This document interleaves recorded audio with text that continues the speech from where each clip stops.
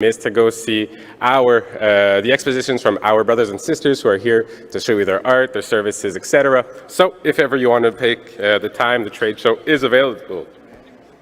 We also have, due to the current sanitary conditions, COVID testing and COVID-related services in room 108. So once you go out the front doors, head down the hallway to room 108. We have a registered nurse there who can help you with administering your own COVID tests, as well as having equipment available. We have masks, we have sanitizer, etc., available for anyone at all times. The other housekeeping issue we want to talk about is late resolutions. As mentioned in the rules and procedures, late resolutions are the deadline to submit a late resolution is 12 p.m. noon local time, so 12 p.m. Pacific is when late resolutions will be closed. Tu veux faire le ESL? Oui, on a fait l'agenda pour dessus? Non, pas encore. Okay,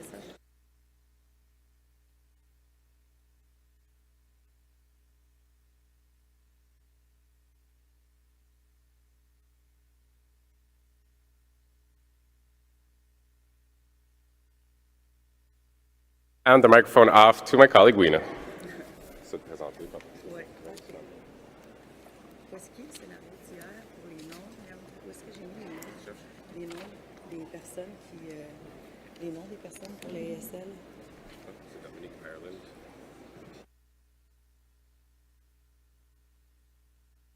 Good morning. Koé, bonjour. Wina Siwi, co-chair. Et donc, coprésidente, on m'a demandé d'assurer une présence francophone à l'Assemblée. Alors, si vous me voyez, pensez que ça se peut que vous ayez besoin de votre mobile de traduction ou le mot en anglais, c'est headset, translation headset. Alors, je vous encourage à aller en prendre un si vous en avez besoin. Et bien d'abord, un grand merci aux Premières Nations hôtes qui nous accueillent sur leur territoire, Musqueam, Squamish et Tsleil-Waututh First Nations. Premières Nations, merci. On est honorés d'être sur leur magnifique territoire. Et nous allons maintenant présenter... Est-ce que tu as présenté un peu ce qu'on va faire aujourd'hui? J'aimerais vous donner une idée de ce que nous allons faire aujourd'hui, en prenant pour raconte ce qui n'a pas pu être discuté hier ou présenté. Alors, la façon que l'heure du jour pourra être organisée aujourd'hui, on vous présentera, mais on ne peut pas vous donner d'heure exacte. Évidemment, vous comprendrez, tout dépend de la durée des discussions. Alors, cet avant-midi, nous allons commencer par une présentation, comme on l'a fait hier, par l'équipe formidable des langages des signes qui vont venir vous présenter, un peu comme hier, un aperçu des langages des signes. Nous allons avoir une présentation aussi des conseils. Hier, on a eu la présentation du Conseil des aînés, mais on aura aussi celui des vétérans, des femmes et des jeunes. Nous aurons aussi, évidemment, le test vote. Vous comprendrez que le quorum de la journée 2 et de la journée 3 n'est pas établi de la même façon que cela est établi la première journée. La première journée, c'est par the registration, donc par... J'allais dire les enregistrements. J'intègre tellement d'anglais que je deviens moi aussi qui intègre des mots anglais dans mes phrases. Il va falloir que j'arrête de faire ça. Alors, aujourd'hui, le quorum est établi par les représentants inscrits, présents dans la salle, en ligne, donc au téléphone et en ligne sur Zoom, à une certaine heure, au moment que nous allons faire le test du vote. Et on pourra passer aussi il y aura une présentation, la présentation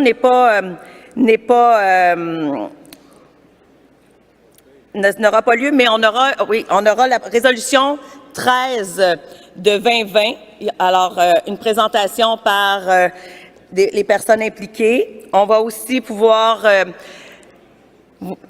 discuter des projets de résolution d'urgence 1 et 2.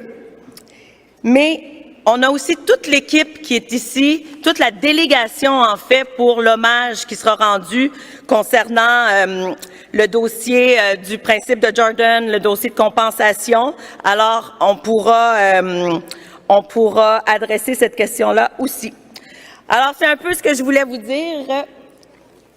Nous allons maintenant d'abord commencer, nous allons commencer par la présentation avec le langage des signes et je vais changer en anglais pour l'introduction. Alors, many were not here yesterday, maybe, probably.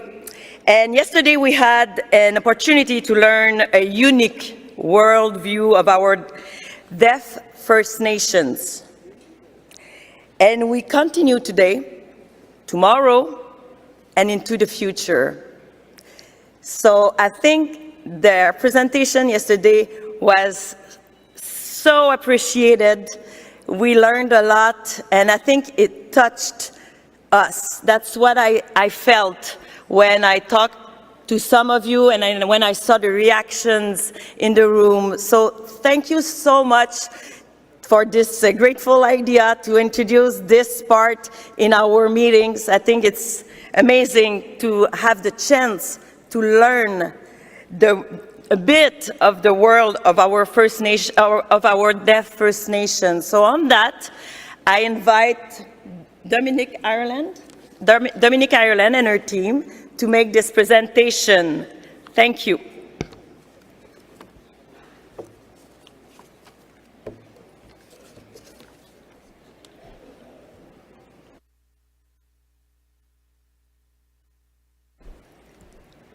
So Dominique is not in the room right now. And does she need to be in the room, or we're just showing a presentation on the screen? J'avais compris qu'elle n'était pas là. It is my understanding that she was not to be present in the room, but we were showing a presentation on the screen. So if it's not this, if she should be here, just let me know. But otherwise, please put the presentation on the screen.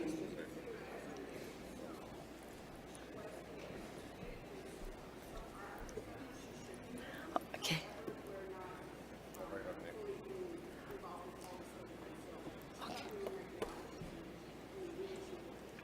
Okay.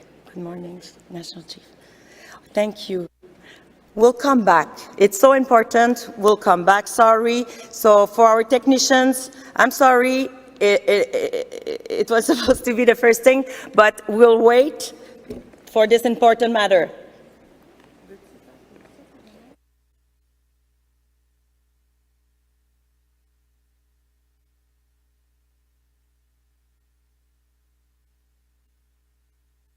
I now turn the floor over to my colleague, Cedric. Thank you. So good morning, everyone, again. In order to allow as many chiefs to enter the room in the next few minutes, we're going to start with the Tri-Council presentations that are missing, that we didn't see. We already had our presentation from Dr. Gwen Point yesterday as co-chair of the Elders or Knowledge Keepers Council. But we're going to start with our veterans, our youth, and our women's councils to come present to you. We'll then go into the test vote, making sure that we have the people in the room. We'll set our quorum, as mentioned by Weena, and then we'll go on to emergency resolutions 1 and 2, as requested by the chiefs yesterday. So is Chief Connie Big Eagle in the room?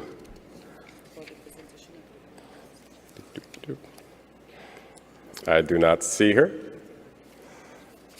Are the co-chairs of National Youth Council, Rosalie Labilois and Haley Rose, in the room? I do not see them either.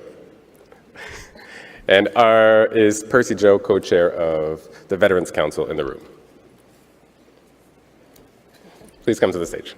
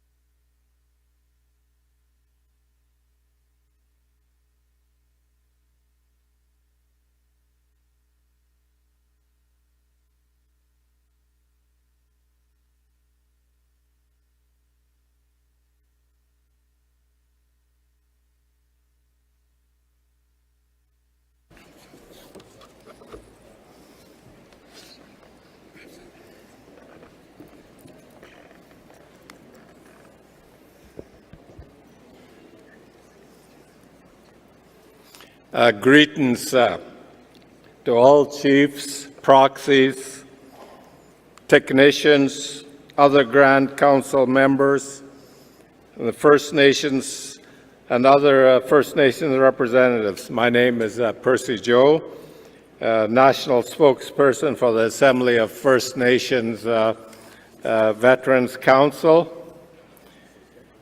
I'd like to also acknowledge the unceded territory of Musqueam, Squamish, Tsleil-Waututh.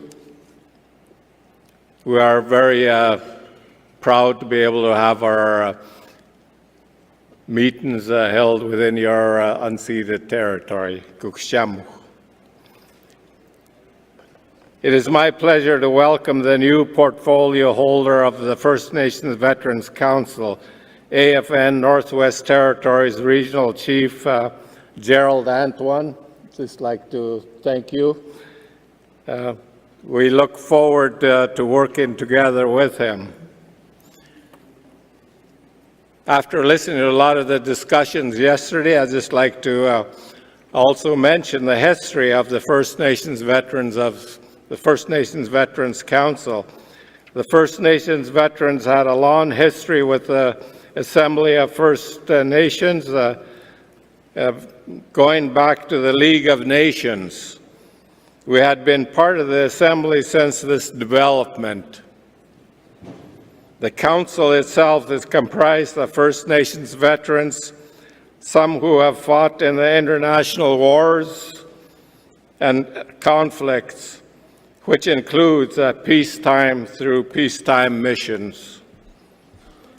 As a council, it is our goal to assist and provide help to our First Nations veterans, families, and communities. The intent of the First Nations Veterans Council is to provide voice to the concerns raised by many veterans who are suffering from the trauma of service or the war and the participations that they've had, and also to their families over the generations.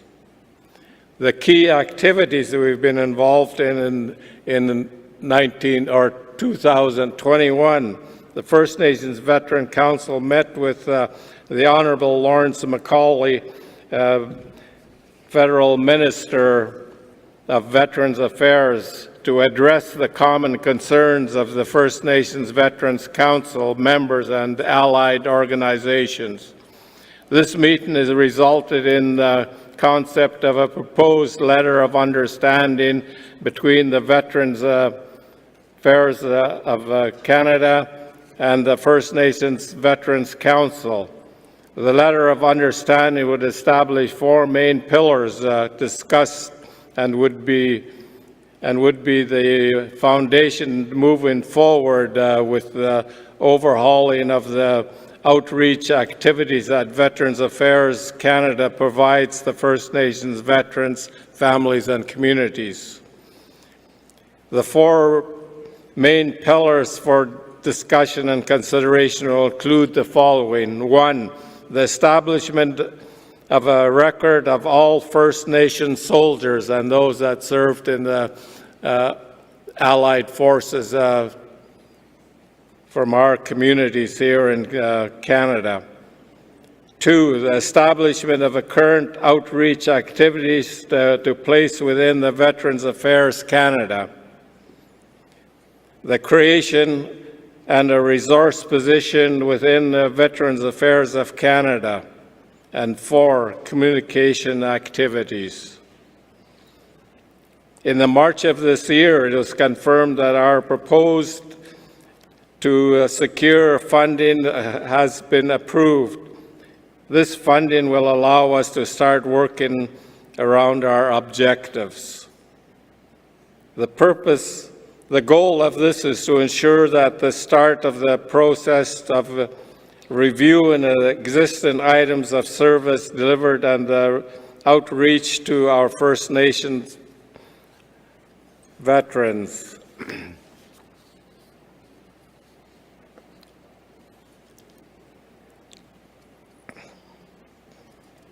The four pillars remain the priority, and now we can start some of the important research and the need to advance our goals and causes.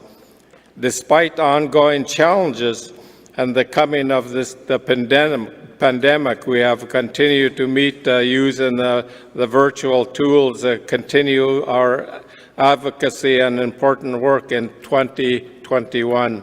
The Council successfully hosted 7 conference call meetings.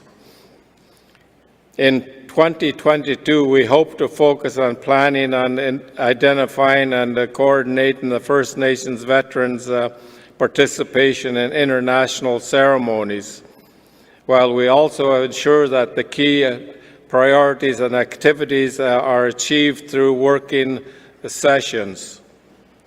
Proposed meeting for the 2022 will include exploring working relationship with the National Veterans Ombudsman, the Dominion Command of the Legion Group, Veterans Emergency Transition Services, and the Veterans Affairs Canada.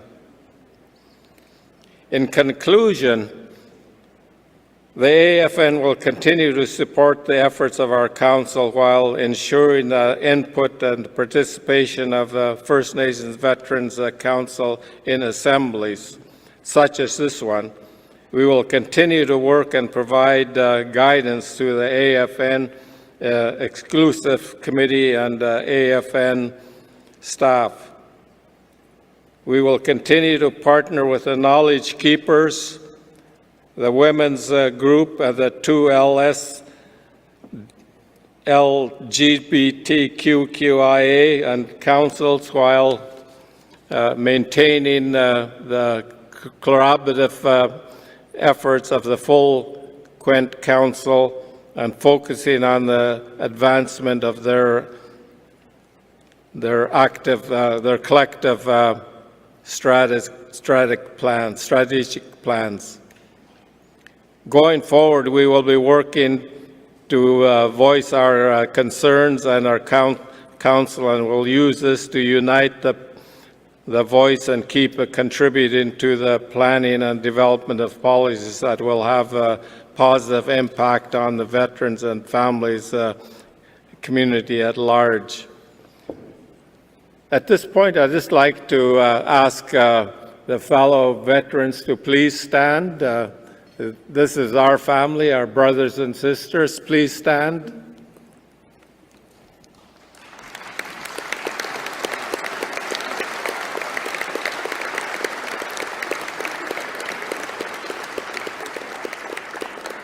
Thank you very much, and thank you for your service. In closing, I wish everyone, their loved ones, a good health and safety. Merci.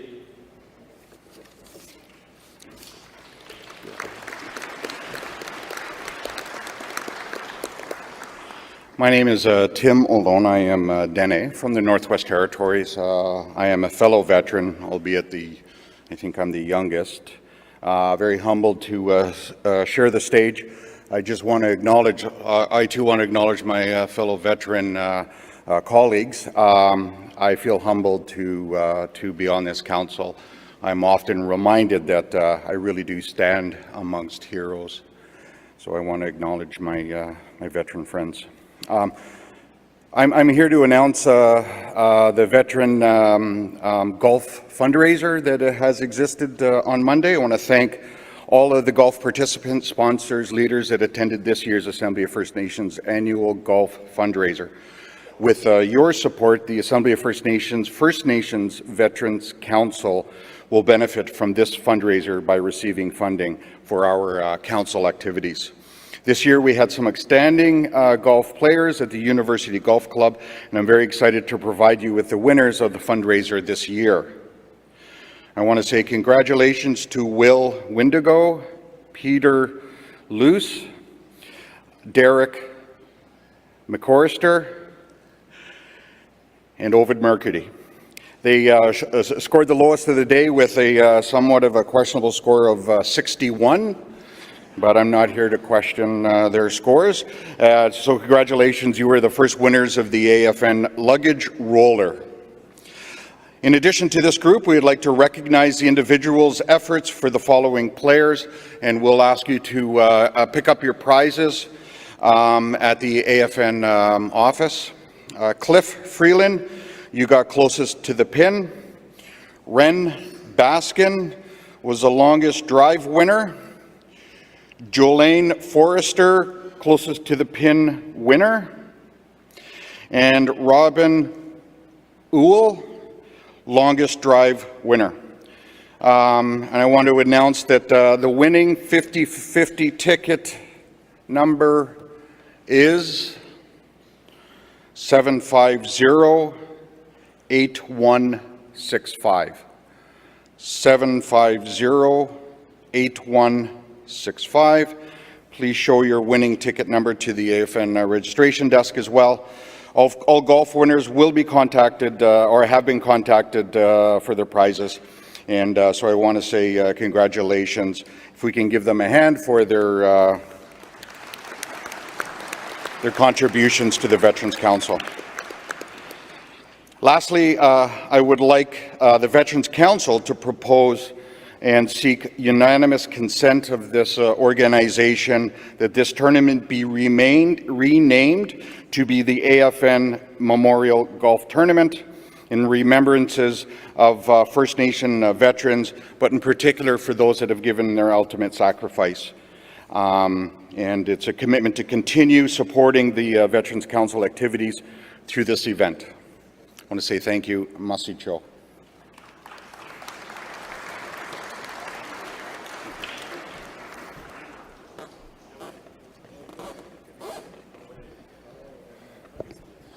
Laliog, to Percy, Joe, and Tim. Thank you for your presentation, and I would look also to the floor if anyone wants to propose a motion to update the name of the tournament as requested. Our next presentation, I'd like to see if Chief Connie Big Eagle is in the room.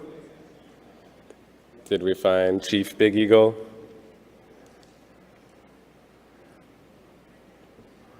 I'm looking around. She's not online, is she? Saw her yesterday.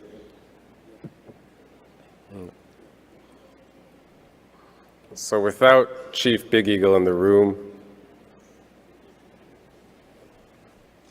another delegate?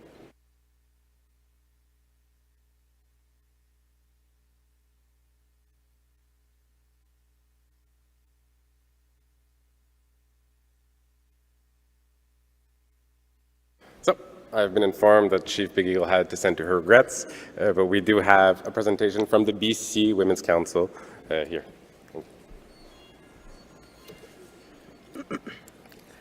Good morning. My traditional name is Mklex.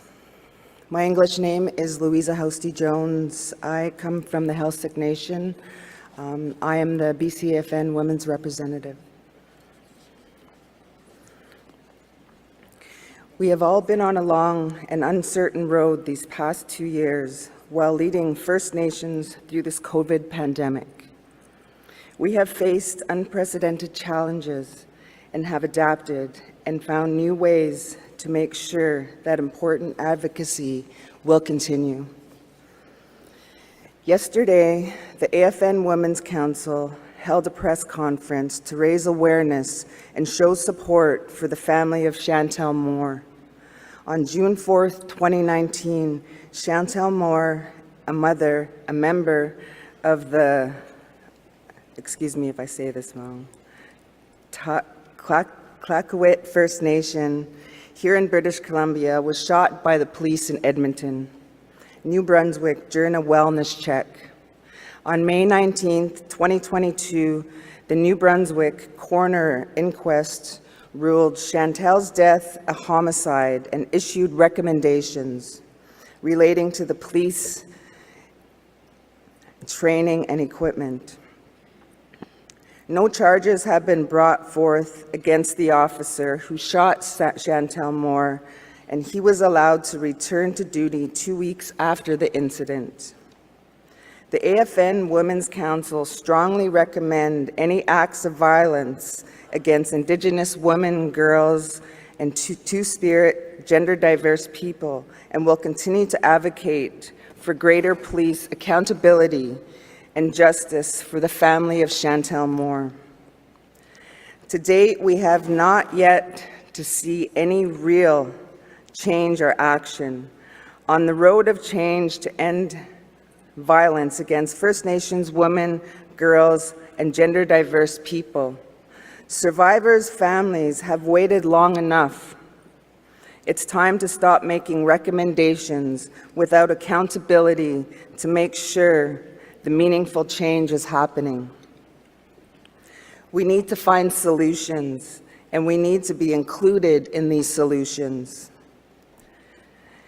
AFN Resolution 46-2021 was passed by consensus of First Nations in Assembly at the last Special Chiefs Assembly, reaffirming the mandate of the AFN Women's Council to continue to advocate for all First Nations women's issues. From our last update, we also welcomed new AFN Women's Council representatives from the region of Manitoba, Northwest Territories, and Quebec. We are looking forward to working together to advocate for a future where First Nations women, girls, Two-Spirit, and gender-diverse people are safe, protected, and respected. The AFN supports the families first.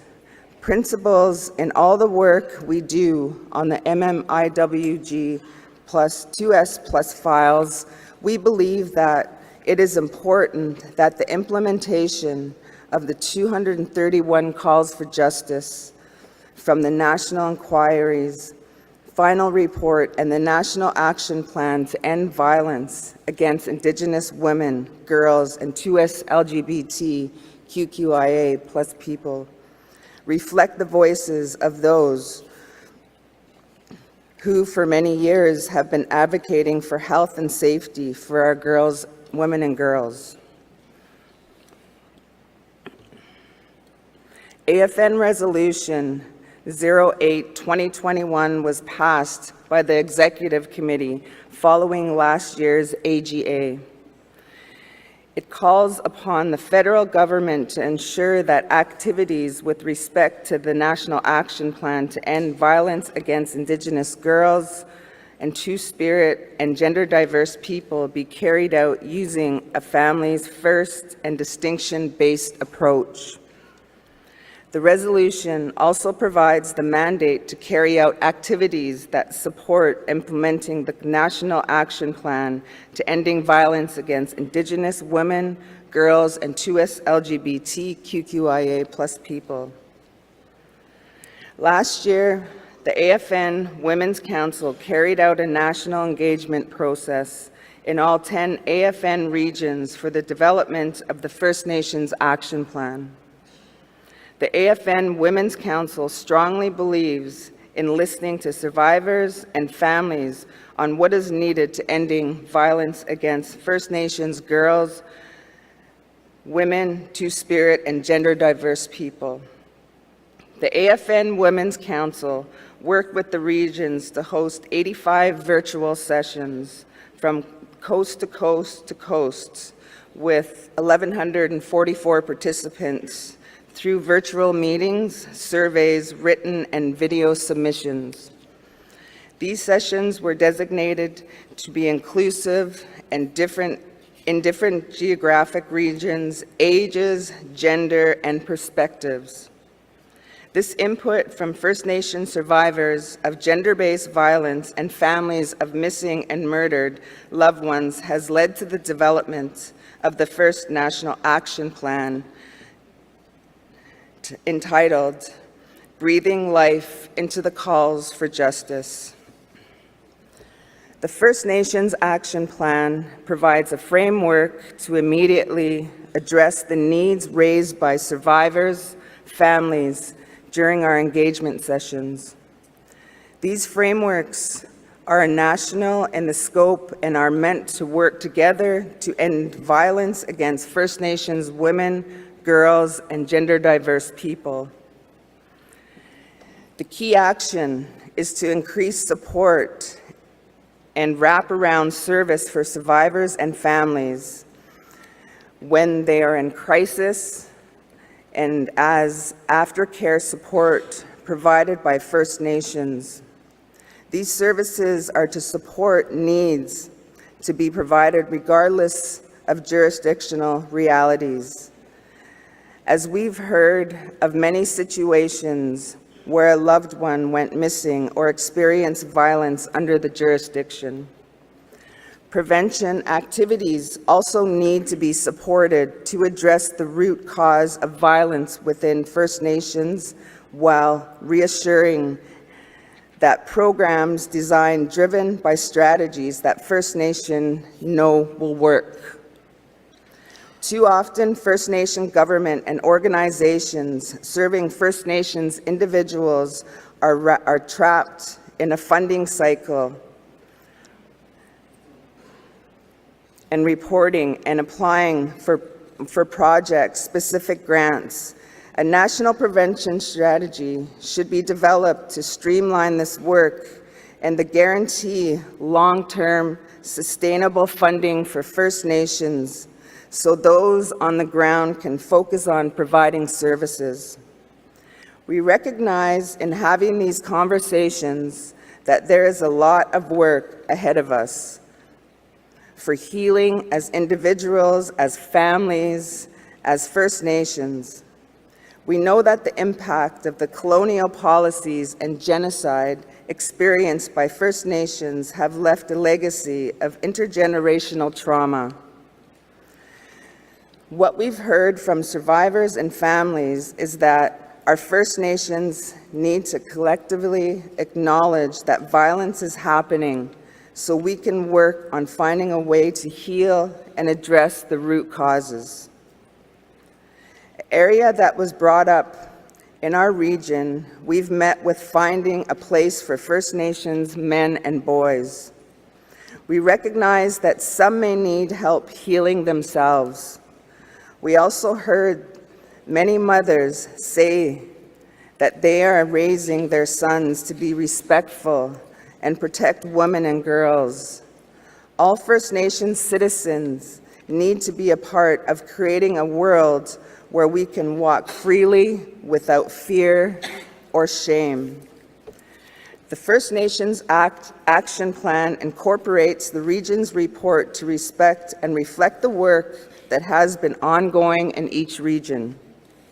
The First Nations Action Plan also includes action raised during the engagement sessions that have a national scope and are grouped into 4 themes as for the 231 calls for justice, including justice, human security, health and wellness, and culture and safety. The AFN Women's Council continues to advocate that the voice of the families be heard and be included in the process of implementing the National Action Plan. It has been over 3 years since the national inquiry into the missing and murdered Indigenous women girls released their final report and the 231 calls for justice. The AFN Women's Council supports the many survivors and family members who demand greater action of implementing the National Action Plan and the 231 calls for justice. The levels of violence our people experience is unacceptable. It is time that First Nations women, girls, Two-Spirit, and gender-diverse people see real, on-the-ground change with respect to ending violence against Indigenous girls, women, and 2S LGBTQIA+ people. Healing generations of First Nations people who have experienced centuries of systemic racism, violence, and intergenerational trauma is the key to this. The root cause of domestic and intimate partner violence are complex and span from multiple generations. For real change to happen, it will take commitment to meaningful action for all levels of government and institutions like police, the justice system, the healthcare providers, education institutions, as well as the willingness to be held accountable to First Nations people and communities they serve. It is time for the federal government to act and implement this National Action Plan and the 231 calls for justice. I hope you all have a safe and healthy assembly, and I encourage each and every one of you sitting here today to start getting educated on the missing and murdered women. Thank you.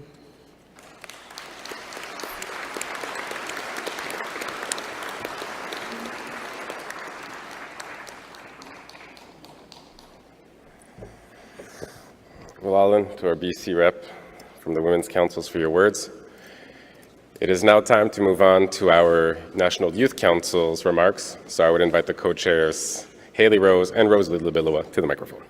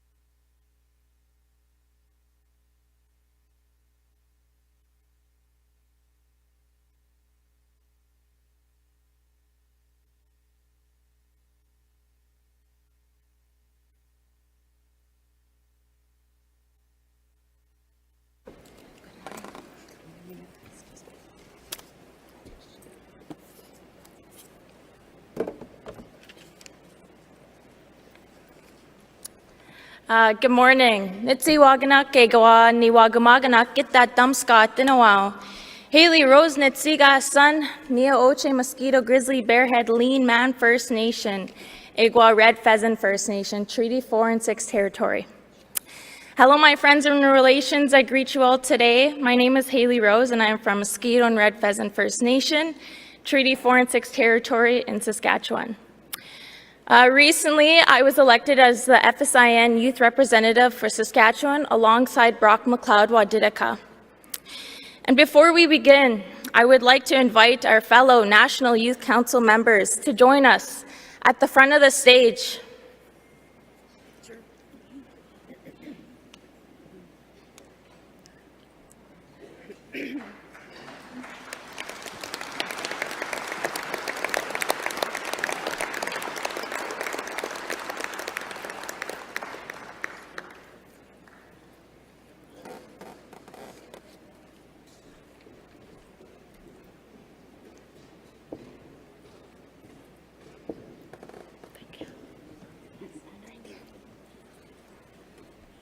And at this time, before we begin, I would like to ask our brother from Saskatchewan, the FSIN Youth Representative, to sing a song before we start. Brock.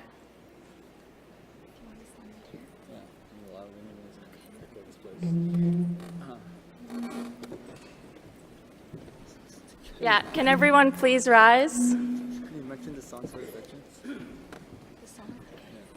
Do you want to say it? I'm Brock McLeod, and the song that I'll be singing is for our veterans. And if you guys want to know the translations to it, just don't be shy to walk up to me.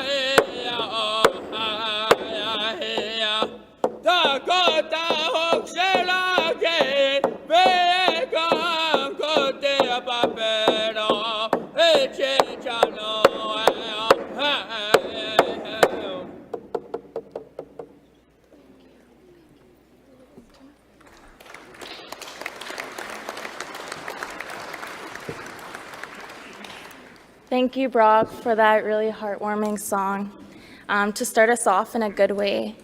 I would also like to acknowledge the land that we are on, the Musqueam, the Squamish, and the Tsleil-Waututh. I would like to greet our national chief, our regional chiefs, our chiefs in the crowd, and our technicians.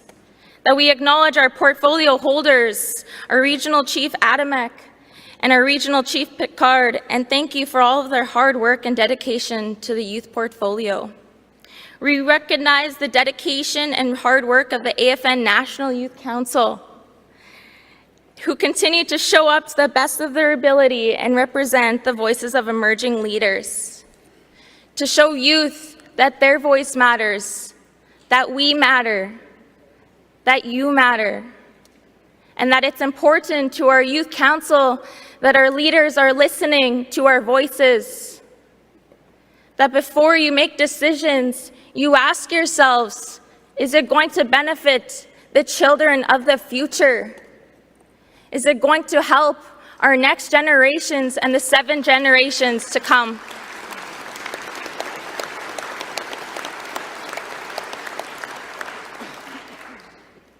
That we have leaders who guide a path for us, who lead the way for us, who show us how to be there, who show us how to be leaders, and who show us how we can create positive change for the future. I would also like to pass it off to Co-Chair Rosalie to say some words for the National Youth Council.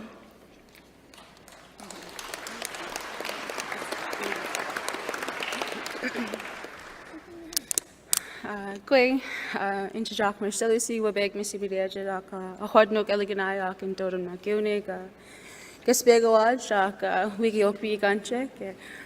Hello, everybody. My name is Rosalie Labilwa. I know I've been a familiar face around this arena the past couple of years. And my name is, I don't know if I did this, but I think I already did, but Rosalie Labilwa, and I'm Mi'kmaq, and I come from Ile-Verbar, New Brunswick, and Listigouche, Quebec. I come from the 7th District in Mi'kmaq, and I'm very proud, to be here to represent my people, and I've been a part of our National Youth Council for the past 6 years, and I've currently just got re-elected on my 4th term. And my job in this position has been to provide advisory to the APTN executive according to the APTN charter. And I want the chiefs and everybody in this room for one moment to reflect on the youth in your communities who are struggling to live in a world where the government has done everything in their power to assimilate and destroy our families, from the Indian residential schools to the 60 scoop, and all the way to the children that are now torn away from their parents and placed within non-Indigenous families and now make up the child welfare industry that we see today. Reflect for one moment about Frank Young, the young boy from Saskatchewan who was never even provided with the chance to live and breathe in this world before he was taken away by violent settler colonialism. As the co-chair of the APTN National Youth Council, I was to express my deepest concerns and love for each and every one of our children who the APTN had walked out on yesterday, when a resolution was put forward that didn't pertain to the drama of the day and refused to stay for the issues that continue to plague each and every one of our communities in this room.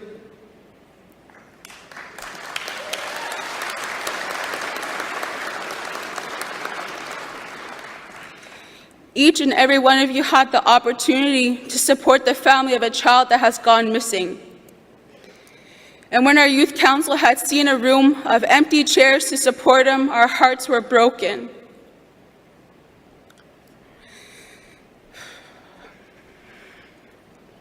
For every time our chiefs had used our children and our youth as an election platform, the APTN National Youth had to witness you walk out of a room to support the finding of a missing child who the Government of Canada had given up on.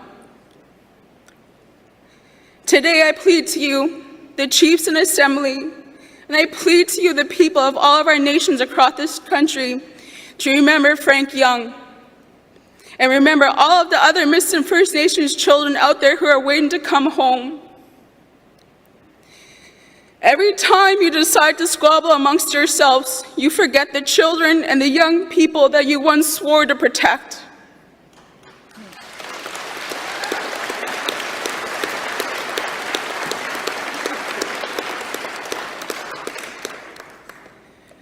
My late elder, Elmer Cushane, who is the former chair of the APTN National Youth Council, the Elders Council, had taught me a lot while he was still walking this earth. And one thing that his name will echo into this world, that he would listen to our young people, and that he would always protect us and stand behind us. Because he knew that without our children and without our youth, what would our rights really mean? What do our treaty and inherent rights mean if we do not have any children here to enjoy them? We need to take a cold, hard look at each and every one of our communities and realize what is happening to our children. When the majority of our children are taken away by the provincial ministries of social services, we are detrimentally underfunded in every sector of the government. Thank you. And we have the highest suicide rates in the world, especially within our northern communities. For the love of our Creator and for the love of our future as a people, I plead each and every one of you to think about these things. What is our world going to look like without our children?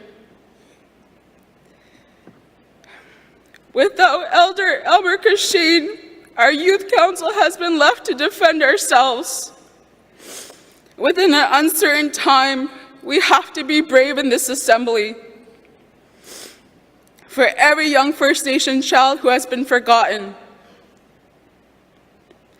For every chief who has gotten away with capturing the attention of this assembly, while our children are once again put aside for the sake of political ambitions that have taken the attention away from the matters which we proclaim to matter the most to us and our children. Make no mistake, in this very moment, there's a First Nations child out there crying for their mother, wanting to be brought back home to their family. I plead for this assembly to think one more moment about all of our children out there who need a voice in this world to defend themselves.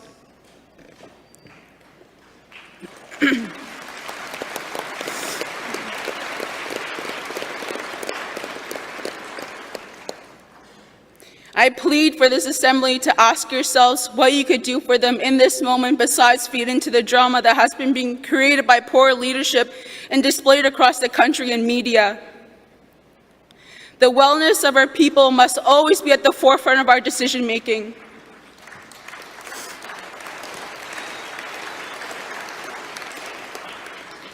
And if you want to gauge the outcomes of your leadership, then you should look to our children, their quality of life, to gauge that the ability to make things better for our people.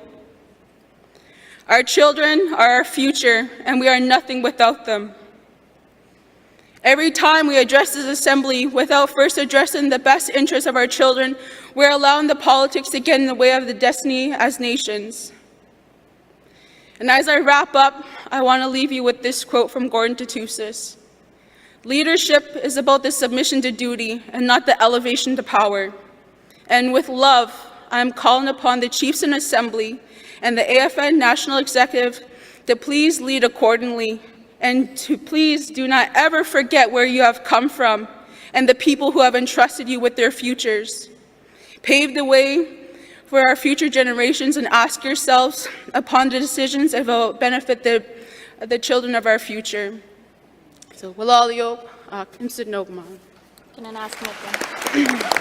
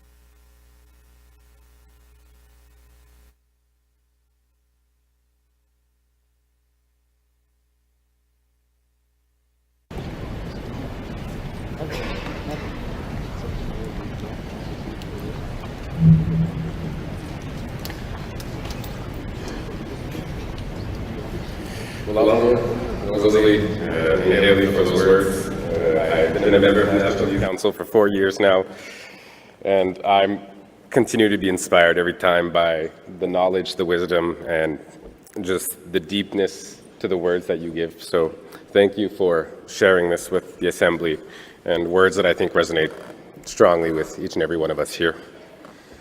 I'd like to take the time also to recognize our veterans that are here. Thank you for your words, as well as our women's and the Women's Council representatives who came to talk to us today. This will bring an end to this item in the agenda, and now I will hand the microphone off to my colleague Wina.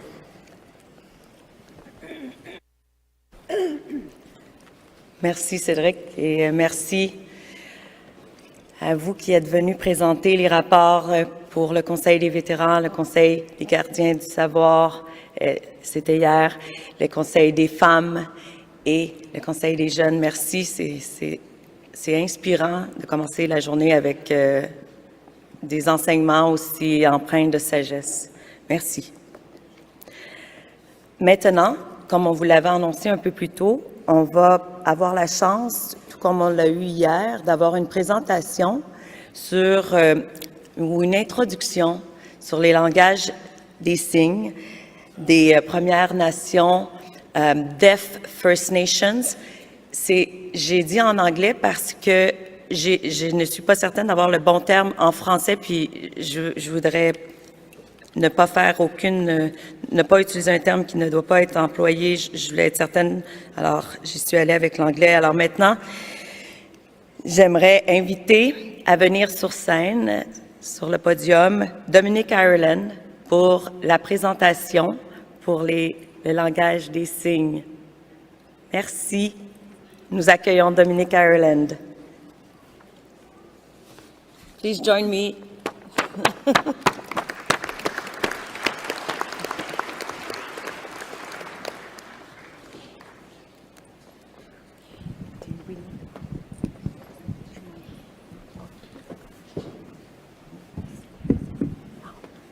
If we can please put the presentation, thank you so much. We will first start with, if you can put on the screen, first the slide 4 of 8. Thank you.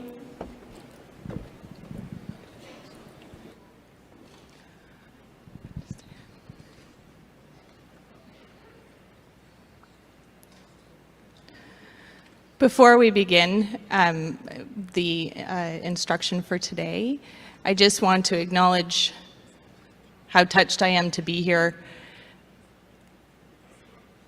And I also want to speak to yesterday, my presentation to all of you. Many of you came up to me and told me you were inspired, and that you enjoyed what I was able to share with all of you. And I just want to let you know that I'm very grateful to each and every one of you who did come to me and speak to me. And I'm glad that this information is resonating with all of you. I do want to share with you that there is an Accessible Canada Act that describes policy and process. But here at AFN, here we're demonstrating accessibility and what it means for our people. And here we have the opportunity to be leaders and to not only consider accessibility, but consider our culture within our accessibility, to be able to show our voice, to show what we cherish and love and respect and honor. And I think that it's a privilege that we have that we're able to share this in this moment together. I'm grateful for the opportunity to be here with each and every one of you today.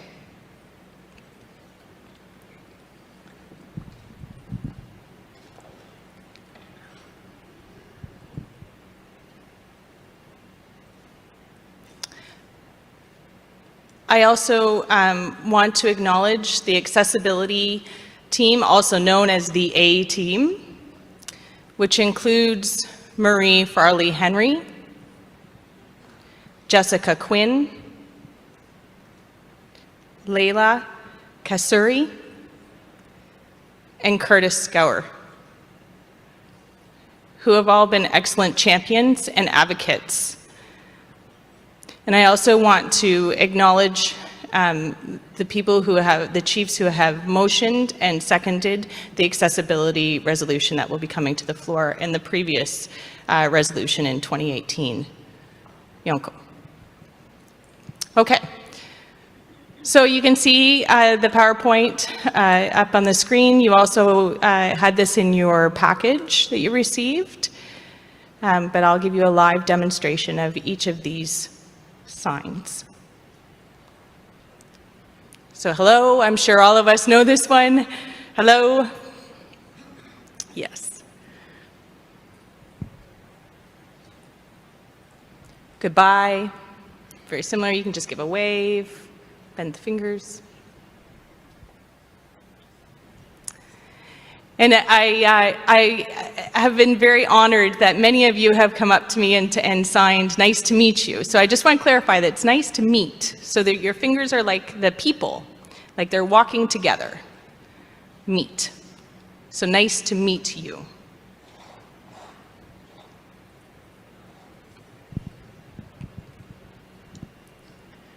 Yes? Just a nod of your hand. No? You can do no, or you can just shake your head no. Either or. Please.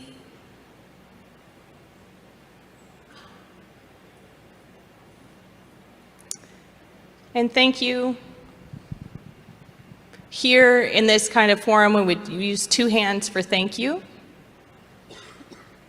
If it was just us in a conversation together, it would just be 1 hand, thank you. So different times would use the appropriate sign. Again, thank you for giving me the opportunity and for lending your time to me to share with you sign language. Nyonko.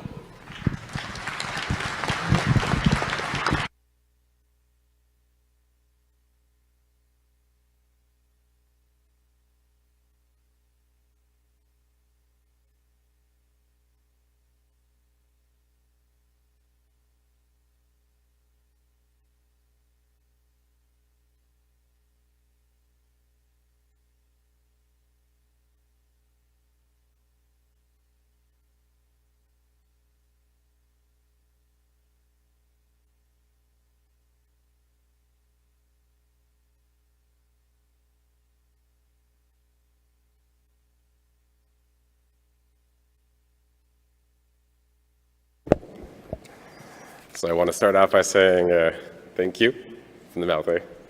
And I was told yesterday to keep the thumb up. I imagine without a thumb is another thing, so. We were just informed that the mover and seconder for Emergency Resolution 1 are still working on those updates that were requested yesterday that they informed us about. So we'll continue on with the agenda, and as soon as we have the information that ER1 is ready to be shared with the Assembly, we will get to that stage once we get there. For now, however, we can still start the process and look towards our test vote and obtaining our quorum. They say it's supposed to be around 9:30 as a time chosen by the chair, so here we are, close to 9:30, and a time chosen by the chair. So, as we did yesterday, we have the distribution team here with us to help us in the count. You'll see them walking around the room, taking the count of eligible voters, as well as on our Zoom call, since we are on a hybrid mode, as we like to remind you. We also have chiefs and proxies who are joining us by the Zoom platform that I have access to here. So if I could have the technical team put up the test resolution that we have, same one as yesterday. We'll see if your minds have changed. The way we'll proceed as we go towards a test vote, to explain the process once first, we read the title of the resolution for the record. We'd read our mover and seconder, present them, have them come up to the mics and be ready. We would then summarize the whereas if we have time, read all the therefore be it resolved, open the discussion period where the first person that can address the Assembly is the mover. They have 5 minutes total. The seconder then has 3 minutes, and any subsequent representative that wants to address the Assembly would also have 3 minutes. To do this, we have microphone 1 on the left, microphone 2 on my right, and we also have the raise hand function within the Zoom chat. I'll look towards the staff to see if anyone is on the phone lines, if you can send me a message with regards to that. The speakers list will be as yesterday, microphone 1, 2, Zoom, and continue that round robin rotation to ensure that chiefs from all across Turtle Island have access to the Assembly floor. We will ask that you guys do present your name, your community, whether you're a chief or a proxy, just for the record and to ensure that those in Assembly are aware of who you are and your position. So, if we want to pretend, for test vote DR00, 2022, titled Pineapple on Pizza, we would present the mover, the seconder, and then read the therefore be it resolved. So therefore be it resolved that the chiefs in Assembly, chiefs affirm that pineapple on pizza is superior. We would open the microphones to discussion, 1, 2, Zoom, And once discussion was finalized, once question was called and the chairs decided that we should go towards a vote, we would open the voting process. The voting process occurs for the Zoom platform through a Zoom poll, which is monitored by the technicians and staff. So I would ask our technical team to open the Zoom poll, please. For the assembly floor, we would also look towards consensus. The rules and procedures ask that we always try to go towards consensus. So we would ask if there's any opposition. If there is opposition, we then proceed to a vote. The vote proceeds as you're used to now. We would ask those that oppose to raise their red lanyards.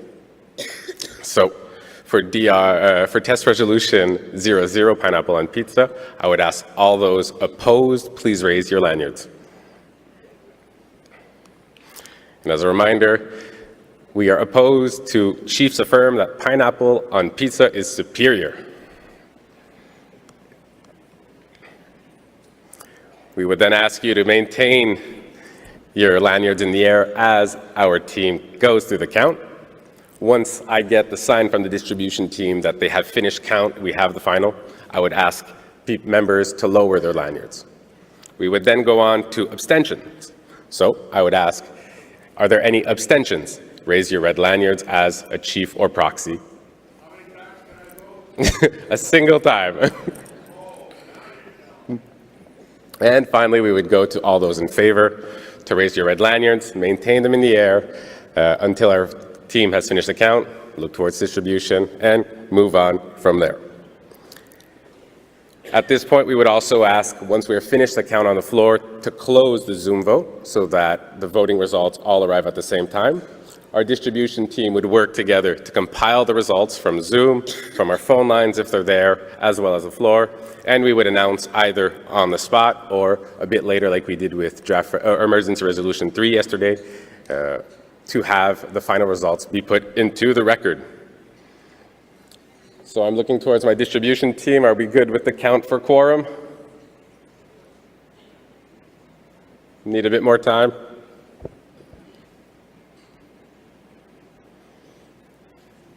Just as also a reminder of process, for a vote to pass, we do need 60% of members that voted to vote for a resolution. It is really those who have voted who are going to be counted, as long as we have quorum to make the vote eligible.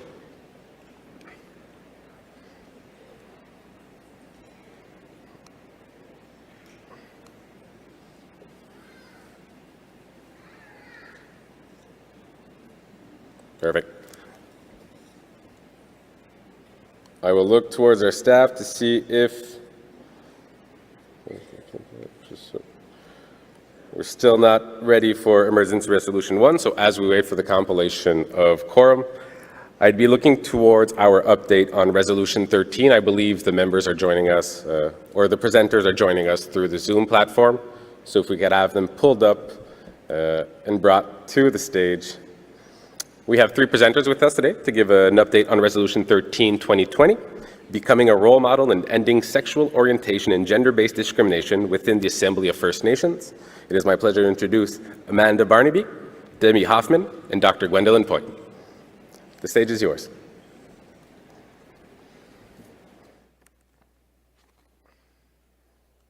If we could have our 3 speakers unmuted, please. Elatis. I'm going to start, and then we're going to start with introductions. Elatis, good morning. My traditional name is Shaishkalwet, and I'm from Scowlitz and Sta'alis in the Stalo Nation territory here in British Columbia. Currently, I'm the knowledge keeper for BC, and I was appointed by the AFN knowledge keepers to this panel, to the Resolution 13 panel.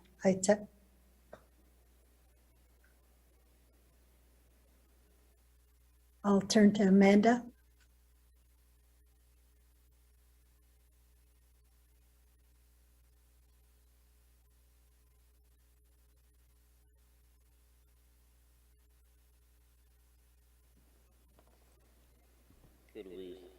Good morning. Actually, before we move on to me, we're going to do the introduction for our colleague, Debbie Hoffman.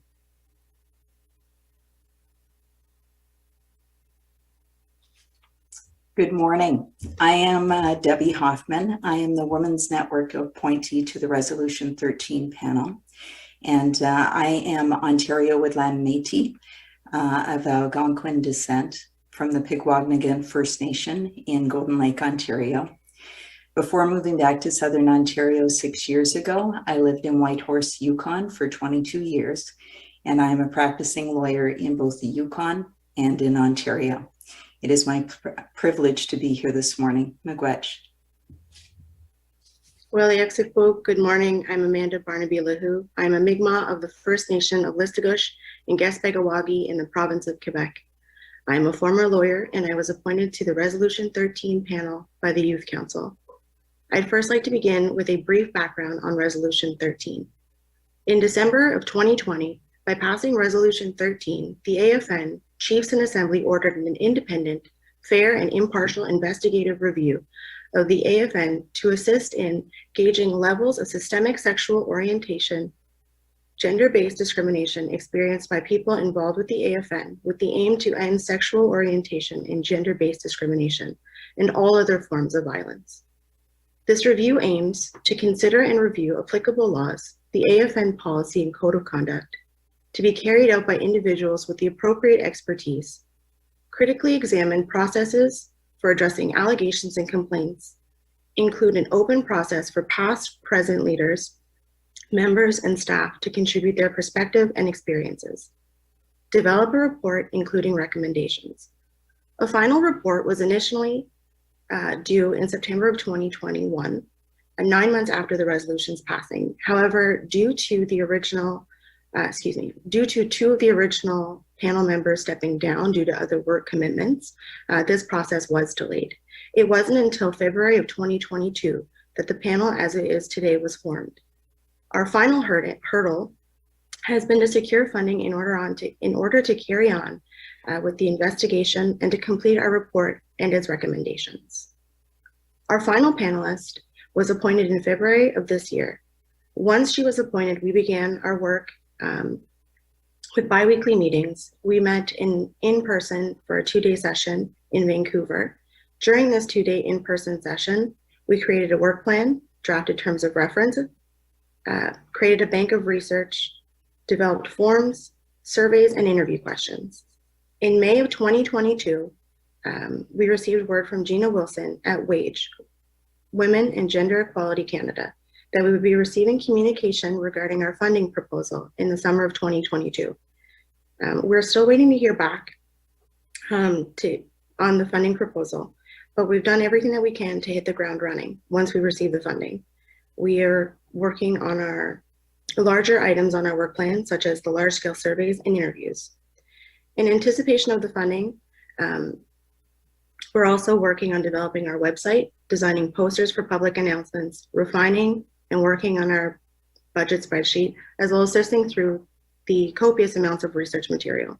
The next steps are going to be quite costly, given the large-scale nature of the surveys and the interviews that are going to be both virtual and in person. For those interviews, we are also going to be providing emotional and cultural supports to the participants, which is going to add to the costs. Additionally, we have scheduled a tentative in-person meeting in September so that we can move things along a bit quicker. Our goal is to have our report and its recommendations completed by March 2023. This concludes our brief update. Walalyok.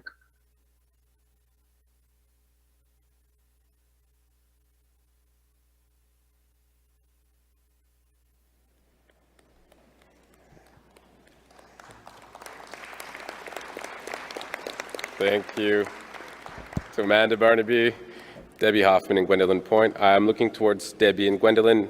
Do you have any other comments to make, or is this the end of the presentation? Thank you, Cedric.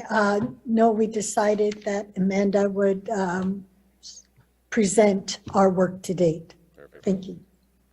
Thank you, Dr. Point.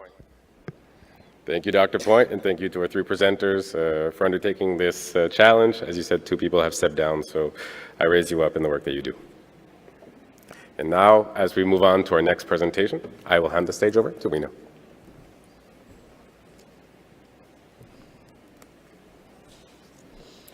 Merci beaucoup pour la présentation. Très intéressant. Alors, next item on the agenda, le prochain point à l'ordre du jour. Nous allons, simplement aussi d'abord pour vous mentionner que le proposeur et coproposeur pour la résolution d'urgence, le projet de résolution d'urgence 1 est toujours en train d'être travaillé. Alors, on ne pourra pas l'adresser maintenant, mais comme Cédric l'a mentionné plus tôt, dès que cela sera possible, nous le ferons. Alors, c'est la raison pour laquelle je vais maintenant inviter Chief Jeff Copenacci, Ojibways of Onigaming First Nation, to the stage to introduce Trinity Prince, Savannah Prince, and Autumn Sandy for presentation by youth from his community on the state of emergency for suicides and mental wellness. So is Chief Copenacci present in the room? Yes, okay, thank you. So you have the floor, and it is my understanding that you will manage the presentation. Okay, thank you. To you.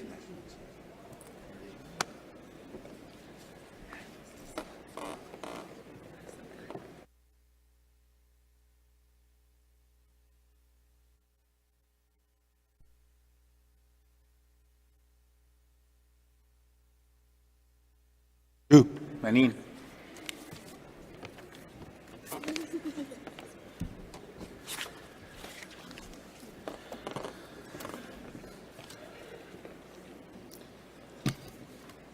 I think there's going to be a PowerPoint or a slide presentation put up as well.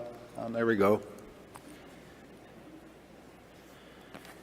Buju, Mishgrab Indijnikas, Makwanan Dodam, Anishinaabe Endow. Kichimigwech Kijimanadu. Kijigad. Kichimigwech Assembly of First Nations. I think 22 years ago, I was hired as a summer student at the Assembly of First Nations. I've always looked up to our leaders. I never believed that I would be chief. Certainly what I'm about to talk about,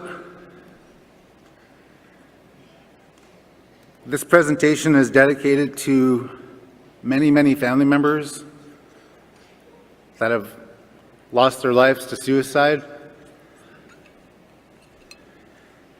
I've got two young women. I'm going to introduce them. They're from the Ojibways of Onigaming with me, traveling all the way from Northern Ontario. It's their first time attending an AFN assembly. Just before we get started, just to warm them up, maybe a big round of applause for these two young women and their bravery here today.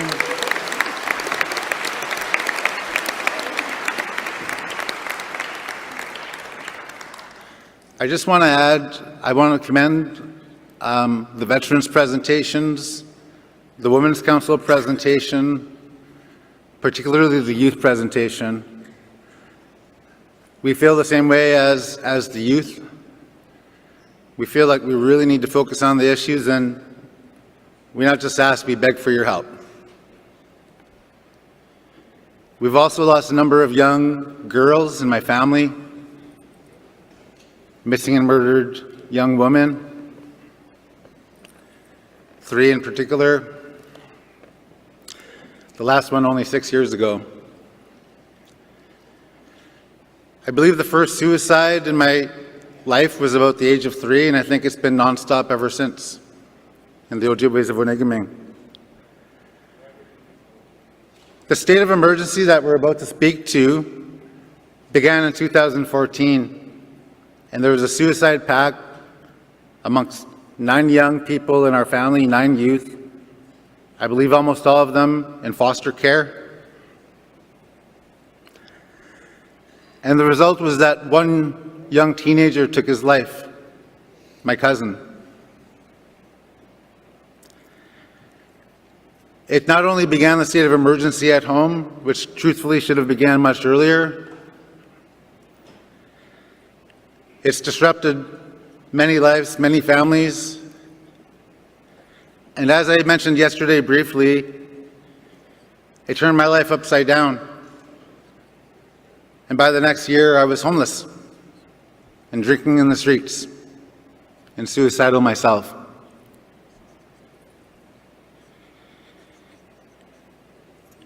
We've remained in a state of emergency since, and just since I've been chief, we've lost 9 family members, at least half of them completely preventable. But the good news is we've got a plan. We've begun engaging our young people. We've begun engaging our elders, our women. We created an on-call crisis response team for the first time in some years. We applied through Jordan's principal to get a crisis counselor, and we thank the government for that funding. But it's just a small step in the right direction. Our plan is focused on our Anishinaabe teachings on crisis response, a holistic model that is all hands on deck. That includes mental wellness and addiction strategies and life promotion strategies. And again, we ask for your help. Also in the past year, our medical building burnt down. We've been struggling without a medical building. We do our counseling services right in our administration office. We do our blood work right in our administration office. We desperately need help. I just wanted to quickly just ask to be able to scroll through the slide deck just really quickly. I'm not sure of the ability to. Oh, I've got them. So if you click on this, it'll go the green button, it's going to go back to the red one. Okay. Big green button. Sorry, green button. Yeah, there it is. For about 7 years now, we've begun to put together a proposal for a multi-use complex, specifically for our youth and young people, and we'll be meeting with Minister Miller's staff. It used to have legs and a tail, but it got too expensive. But it's still our turtle and still our multiplex center. We currently have our funerals in our school. We were in co-management up until 2017. We've got a massive, massive infrastructure deficit as well as operational deficit. But we believe this is a reality, a place for our young people to thrive, a place for our young people to practice arts, to practice their culture, to work out, to gym, to learn their languages, to learn pride in what it means to be Anishinaabe.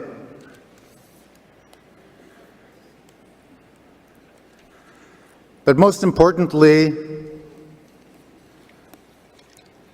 we need a youth crisis center. We're an hour away from Fort Frances and about an hour and a half away from Kenora. But when you call 911, you're lucky if the cops show up in 40 minutes. In fact, quite often they show up the next day. And there are police, they're the Treaty 3 police. And until this year, they were so chronically underfunded that this is the reality of our communities. It's a minimum wait for 45 minutes for an ambulance. In my own experience as chief, the paramedics, 75% of the time, try to talk our people out of getting help and saying, you're fine, you don't need help. You ask every time if they're drinking. We just had a lady pass away, one of the 9 deaths that I talked about in the past year. It was my father's partner. And I was there when she called 911. And they told her she was fine. And 2 days later, she passed away. So we fight for these beds. And this is our crisis center that we hope. We've just gotten Jordan's principal funding for it. Miigwech, thank you for it. We are so desperate for space. It'll have 2 detox beds, crisis beds, a homeless bed. And we do this and we fight for our people to build pride for these young women so there's a hopeful future. And for me, they're the reason I truly believe we've got a hopeful future. So on a more positive note, these young women are going to come. We had a back-to-school gathering last year. It was amazingly attended. Future Premier of Manitoba, Wab Kinew, was there to inspire us and speak to us. We all love Wab Kinew, right? Most of us. He's also Onigaming's pride. I've heard about Elder Bobby Joseph talk about building dreamers for the future. And that's what we want here in Onigaming. We want to build dreamers for our people, but we desperately need your help. So with that said, I will just move on quickly to introduce our young women, and they're going to talk a little bit about the results of the vision that they have for our community. Again, please welcome Autumn Sandy and Savannah Prince.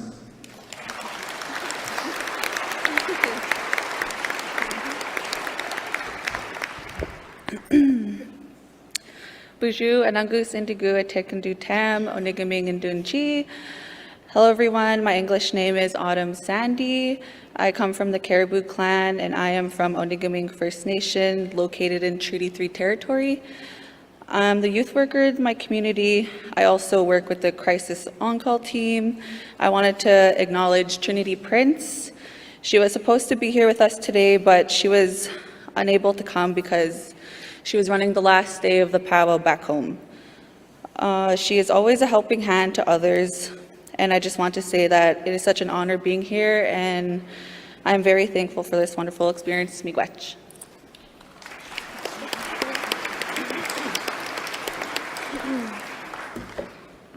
Sorry. Bonjour, Nanak Manasik, Dishnikaz, Wakadu Tam, Onigaming Dunji, Nij Mateo. My name is Savannah Prince. I'm from the Bear Clan, and I'm from Ojibways of Onigaming First Nation in the Treaty 3 territory.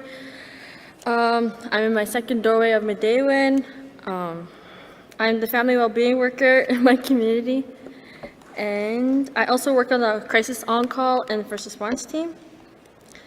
I just wanted to say thank you, and it's such an honor being here. And thank you for our chief for inviting us. I'm so nervous.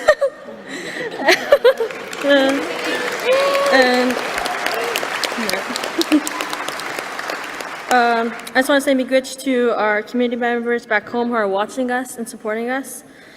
And thank you. Miigwech.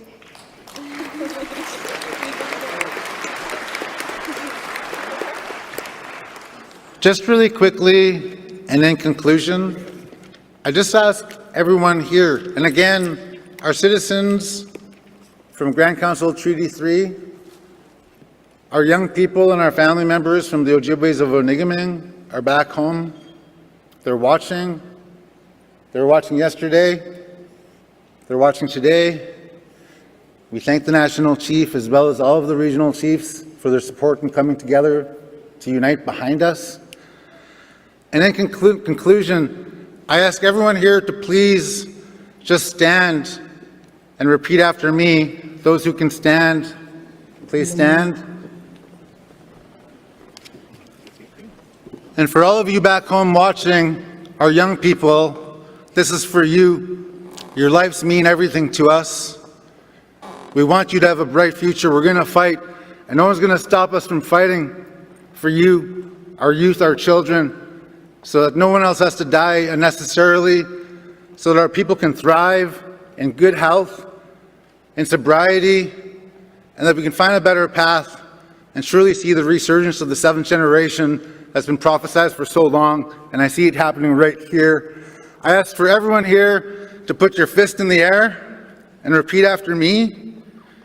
The Assembly of First Nations stands united with the children and youth of Onigaming. Miigwech. Thank you very much.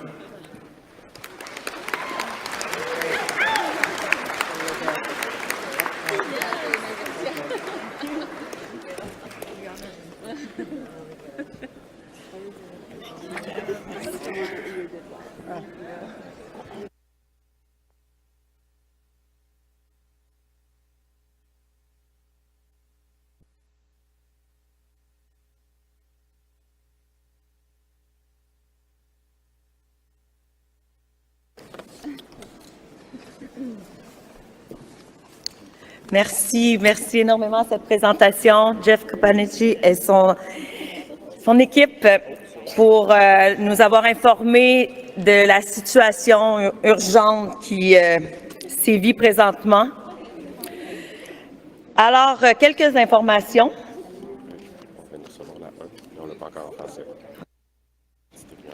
Quelques informations.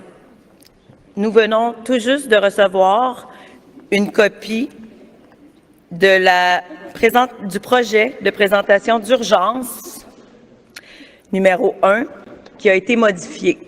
Alors, on l'a reçu en anglais et c'est en ce moment en train d'être traduit. Donc, c'est en voie d'être traduit en français. Alors, lorsque le processus aura suivi son cours et que l'on aura les deux versions modifiées du projet de résolution d'urgence 1, nous pourrons l'adresser, ce qui n'est pas le cas en ce moment, mais on y arrive. Autre annonce. Premièrement, sachez que le projet de résolution 3, donc on time, qui a suivi le processus régulier de projet de résolution, donc le numéro 3 et le numéro 36, donc DR3, DR36, ont été retirés par le ou la proposeur et le ou la coproposeur, ce qui signifie donc qu'on n'aura pas à les adresser dans l'Assemblée. Alors, just to quickly say in English, DR3 and DR36 are withdrawn. Maintenant, troisième chose importante, le quorum. On a fait un test pour le vote, ce qui a permis d'établir le nombre de représentants inscrits.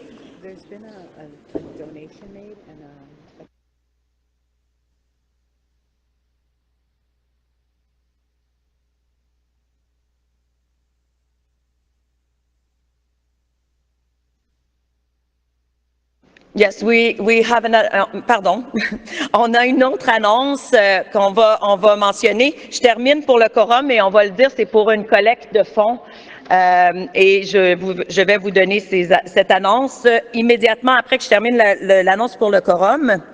Alors, comme je le mentionnais, le vote, on a fait un test et pendant ce test, on a pu établir le nombre de représentants inscrits présents dans la salle, dans Zoom et au téléphone. Ce nombre nous amène à 210, 210,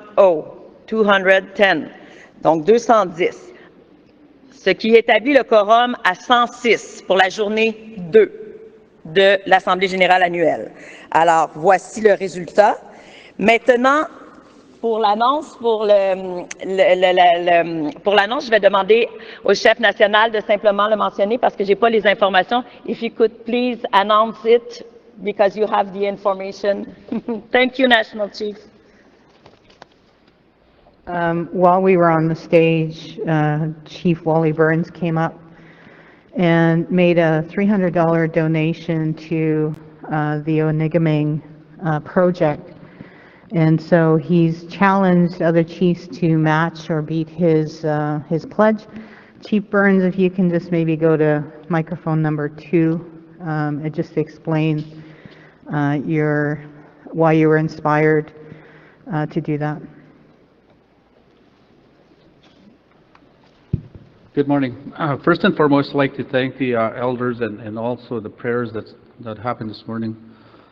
The reason why I pledged this $300 is because we all have a crisis back at home, and it's when they spoke about the youth, it really hit home because we do have a lot of young people that intend to do the same thing, copycats, and we had one individual take his own life in regards to being depressed, especially with this 2 years of not doing nothing due to COVID. And the reason why I pledged this $300 is because, you know, I like seeing things that happen, especially motivation from the youth. And this is why I ask each and every chief in this assembly to meet or beat that pledge. With that, thank you.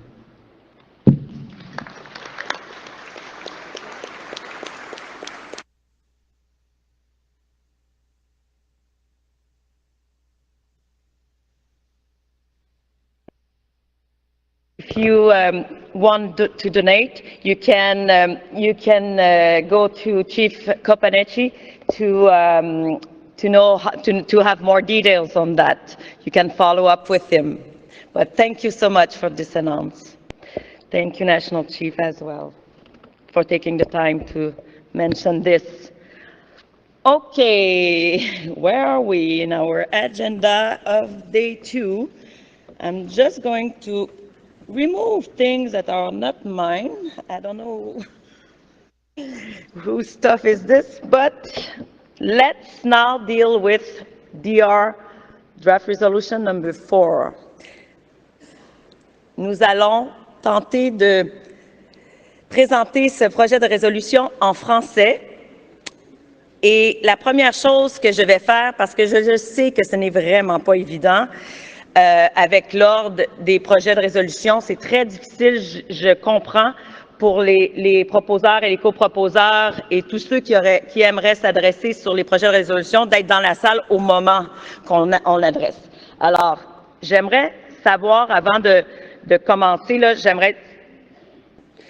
en fait, première chose, je vais demander de mettre sur l'écran le projet de résolution numéro 4. If you can please put up on the screen draft resolution number 4, please. Thank you so much. And if you can also put up on the screen the French version for me, if possible, since we have 2 screens here, one for English, the other one for French. But if it's not possible, no problem. We always can adapt. I will now turn in French. Le titre du projet de résolution numéro 4, présenté dans le processus régulier de projet de résolution, est intitulé « Un cadre renouvelé fournissant une orientation stratégique et des mesures en vue d'un changement évolutif et positif ».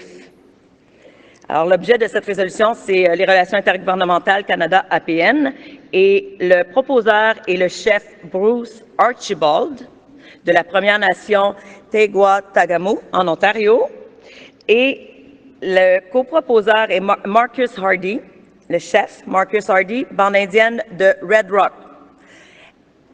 Est-ce que le proposeur et le coproposeur sont présents dans la salle en ce moment? Microphone number 1, if you can just for the moment just mention if you're the mover or the seconder. Microphone number 1, please. Oh, mover. Thank you, mover. Thank you, Chief. Do you know if a seconder is present on the floor? We're looking for our seconder for draft resolution number 4.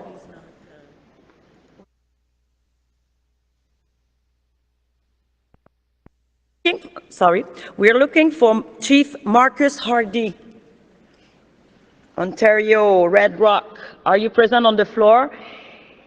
If you're not, I will ask the mover if he wishes, if he needs to wait for the seconder, because we can ask to replace him right now to find another seconder for draft resolution number 4. What do you have something to say? Microphone number 1, please, mover. Hi there, yeah. Pardon me? I'm just trying to figure out if someone's going to. Okay, so I'm now looking to a seconder for draft resolution number 4. Would anyone agree to a second?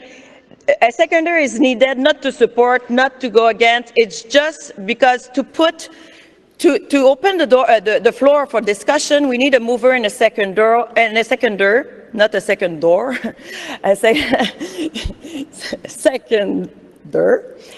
So that is just to support and say, yes, I think we can discuss this. So we need 2 persons to agree to discuss this. I see someone behind you, mover, Chief. I'm not sure if it is someone that wants to second. Not sure. No. Oh, microphone number 2, please. Good morning, Jameson, Hannigan, back. I'm from Fort Albany First Nation, and my name is Chief Robert Nakaji, and I'll second that motion. Thank you very much, Chief. I will now ask the Chief Mover, if you can stay there maybe, just to make sure that you're not far. I now turn in French to read draft resolution number 4. Maintenant que le projet de résolution numéro 4 a été proposé, coproposé, je vais lire en français la portion de la décision du projet de résolution numéro 4. Alors, on va le lire ensemble en français. Est-ce que vous l'avez à l'écran en français? It's no, we don't have French up on the screen. Just telling the technicians, but maybe there's something, a reason why. I'm sure, because we have the most famous and extraordinary technician team behind, so I'm sure there is a reason and we'll deal with it later. Pour ces motifs, les chefs en assemblée, 1. Appuie la mise en œuvre du cadre renouvelé du PBP-PE, et je vais aller chercher la définition ici. Alors, le PBP-PE signifie le cadre du processus bilatéral permanent. Intitulé « L'accord sur le chemin de la guérison », l'accord, qui comprend les commentaires et les réactions de chaque région. Numéro 2, appuie la création et la mise en œuvre d'un plan de travail qui comprend un échéancier régulier et qui assure une approche inclusive et informative avant de le présenter aux négociations. Certaines des étapes sont énumérées ci-dessous. A. Les chefs régionaux ramènent l'accord dans leurs régions respectives dans le but de récolter des commentaires. B. Le secrétariat de l'APN effectuera des recherches supplémentaires, évaluera les considérations et les aspects techniques et compilera les informations afin de commencer l'élaboration officielle de l'accord. C. Une fois la deuxième ébauche élaborée et approuvée par le comité exécutif, une motion sera adoptée qui aboutira à la signature de l'accord sur le chemin de la guérison. 3. Appuie l'établissement d'un comité consultatif technique ad hoc, composé d'un spécialiste de la gouvernance, de chef de chaque région et d'un conseiller juridique pour soutenir le travail mentionné ci-dessus et qui, à son tour, fera rapport au comité exécutif. 4. Demande au comité exécutif de publier un rapport final sur l'accord et une série de changements structurels recommandés pour s'assurer que l'accord comprend des processus politiques axés sur l'action, qui continueront à faire progresser les priorités nationales tout en respectant la diversité régionale et en favorisant les processus dirigés par les Premières Nations au niveau régional. 5. Appuie la chef nationale en poste pour qu'elle fasse pression sur le premier ministre et son cabinet afin qu'ils acceptent de renouveler le PBP et le protocole d'entente tel que décrit dans la version définitive de l'accord sur le chemin de la guérison. La partie du projet de résolution qui concerne la décision a maintenant été lue, appuyée, co-appuyée, coproposée. Je vais maintenant ouvrir la période de discussion s'il y a besoin et je vais offrir la priorité au proposeur. Il a 5 minutes s'il veut présenter son projet à l'Assemblée. I will now ask for mover to present his draft resolution if he wishes to do so. Microphone number 1, you have max 5 minutes. To you, Chief. Sorry, microphone number 1, please. Bonjour. Hey, yeah, my name is Dwight Sutherland. I'm a proxy for Chief Bruce Archibald from Teguatagabao Nation. We're the same community that Roseanne belongs to, our band, actually. Yes. Hello, Roseanne, nice to see you. Okay, what I wanted to do was to we want to make sure that we can, bring this resolution forward and to find out what's working, I guess, and what's not working in it's good to have meetings, but I guess when you have people not showing up for these meetings and just kind of have a look at how we can move ahead positively on this new accord that they're proposing. I just think it gives a chance for us to work together positively and to move AFN forward positively, with a working relationship. And I think it's important that these topics are important to our community and to every First Nation here. And I think it's really important that we all support this resolution on what we're trying to do. And thank you. Thank you, Proxy. Thank you, thank you, thank you. Okay, now my microphone is on. Thank you, Proxy. I acknowledge someone at the microphone number 1. The floor is now open for discussion. If you can please state your name, community, First Nation, and if you're a proxy or a chief.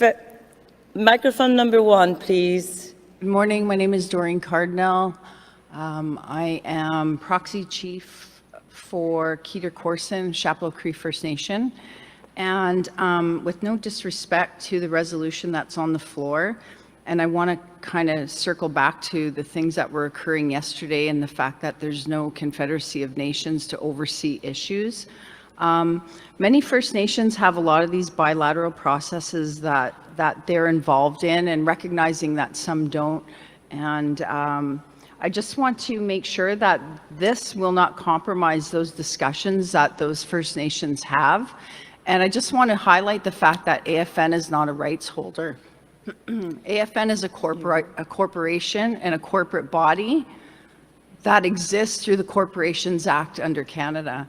So when you're starting to talk about treaty rights, inherent rights, and you're negotiating those at a national level through a corporation, it could compromise some rights of the rights holding nations. So I just wanted to point that out, and I don't know if maybe we could table this and kind of work through some issues and reword some of this, because we see that even one area, Alberta, doesn't have representation at the national level. So I don't want to speak for Alberta. Maybe they can share some of their own history here with what's gone on at the AFN, but we cannot compromise those discussions that First Nations have at those tables, because they are the rights holders, not the AFN. So thank you very much. Thank you very much for this. And thank you very much.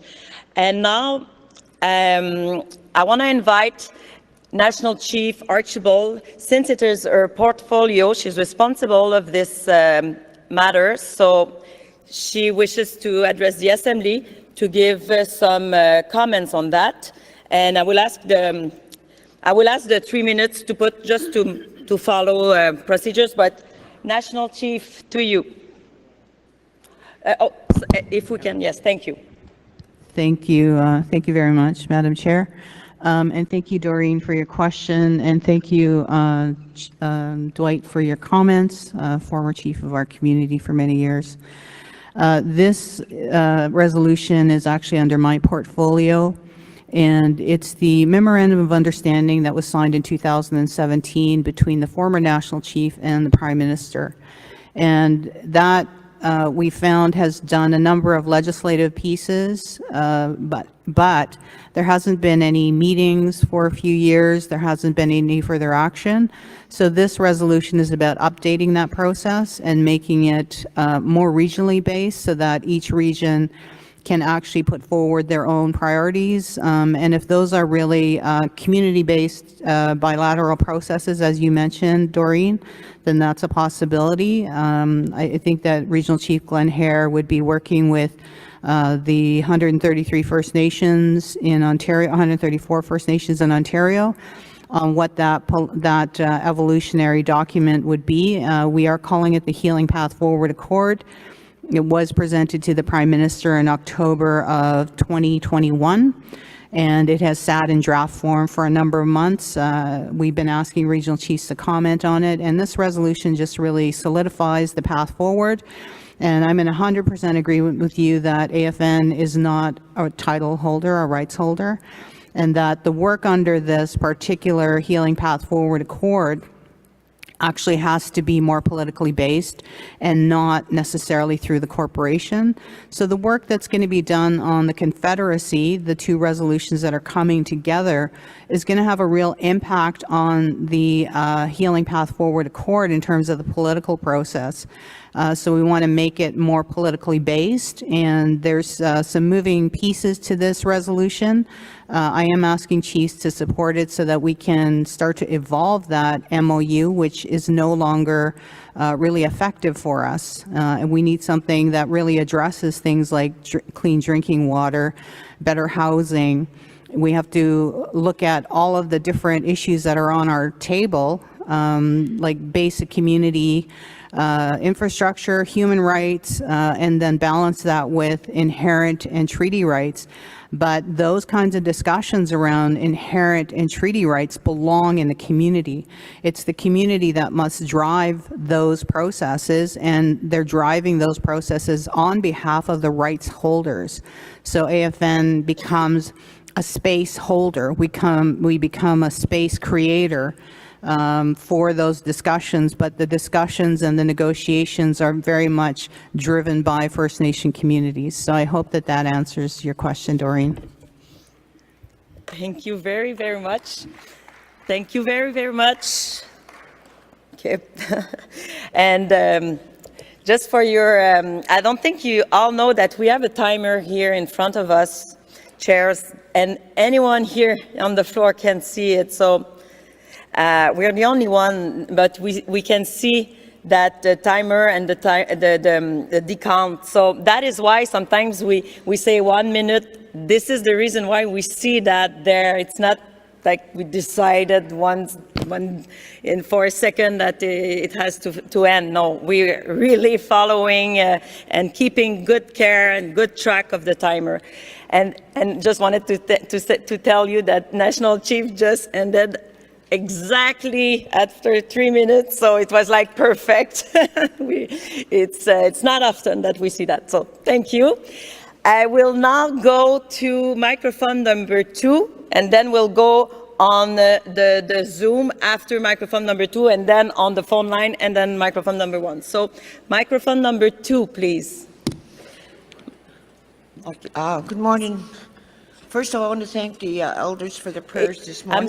I'm sorry, if you can state your name. Just give me a chance, okay? I'm sorry, thank you. My name is Regina Crowchild. I'm proxy for Chief Roy Whitney from Tsuut'ina Nation. Thank you. In Alberta. Okay, we don't have a regional chief. Okay. So I have a problem. I have a real problem, and I don't trust anybody. How they're going to deal with our issues.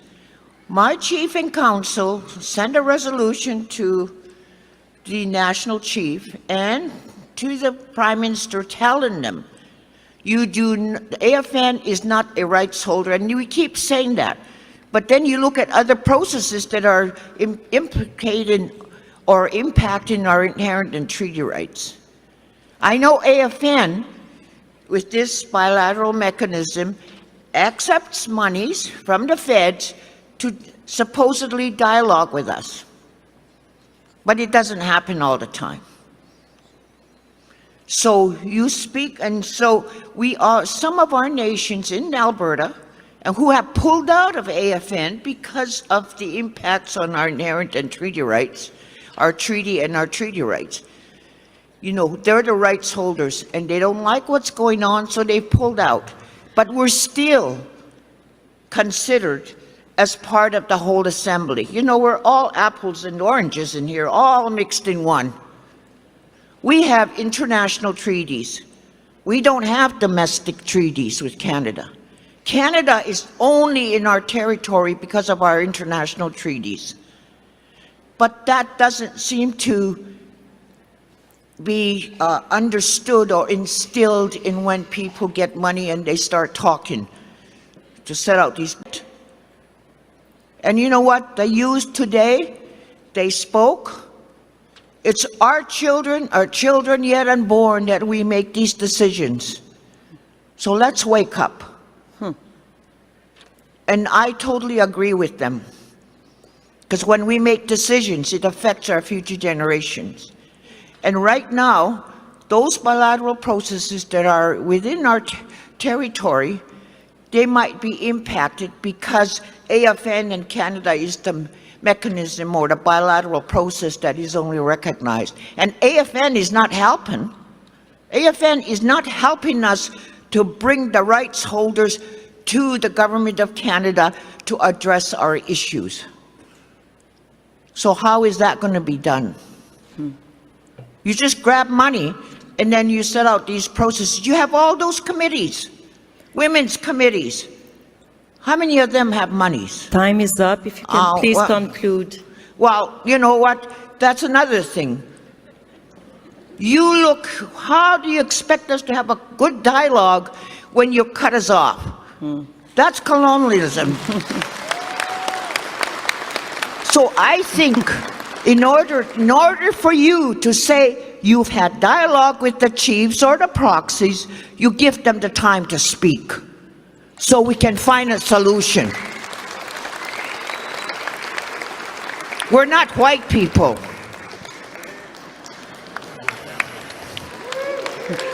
Thank you, Chief. Thank you. Thank you. And you got to remember, the national chief talks about our sovereignty, yet they make agreements with the feds to co-develop legislations that take away our power and authority. That's been happening for years. The Confederacy of Nations, who is the watchdog of AFN, is there. AFN executive have not utilized that body, so now they do whatever and anything they want to do. That's why we're in this chaos. We need to really look at this organization who is not the rights holder. Thank you. Thank you. We noted your comments. It's been heard. Thank you. I'm now looking at the participant list. Pourquoi je continue en anglais? Je ne sais pas, je voulais le faire en français. Alors, je regarde maintenant sur la liste des participants de Zoom et il n'y a personne. On me dit qu'il n'y a personne en ligne. J'ai eu la confirmation. Je vois personne qui me confirme là, mais Cédric, oui, merci. Microphone numéro 1, s'il vous plaît, si vous pouvez indiquer votre nom, communauté et si vous êtes un chef ou proxy. To you, microphone number 1, please. Thank you. Naskamitten. Tatamisdot no gagano kino to gimaganak. Manino gimaganak ukimawak kaya guta. Agon what's kaya miani sta pigiskiana pisis. Tinimak ape mista moik. Pemetsikaman to chinina. O egute isto mistais paringa ganegone. When it's the Niganis Kedoma, the Motayon, as the Teddy Megayak, I shoot Negayak. David Munias, the Snigasun, Ogabao, Pemetsagmagot. Greetings to every one of you. I greet all the nations here, because you are nations, and to the chiefs, all of you. I bring greetings to my community, called Pemetsagamak. We are a sovereign nation. I'm a chief of the nation. I'm elected under our sovereign nation's election code and not an Indian Act, Chief. We are sovereign and we have treaties with the Crown. I must remind National Chief that we are the rights holders. We speak when it comes to our treaties and our land entitlements and anything that relates to that. It is your job to facilitate that meeting between me and Prime Minister and other ministers. I speak for my nation, I speak for my people, I speak for my territory, what happens there. And I need to be at those tables. So with respect to this, with all due respect with this resolution, I think it should be tabled for more discussions. There's too much of the tail wagging the dog happening here.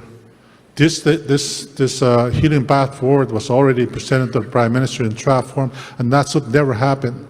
You take direction from us, you come to us first, you consult with us in a meaningful way, not in 3 minutes, not in 2 minutes, not in 1 minute. You must ensure that we are heard, our people are heard. We continue to be faced, we're we're acting like white people here. Too much as I'm staying.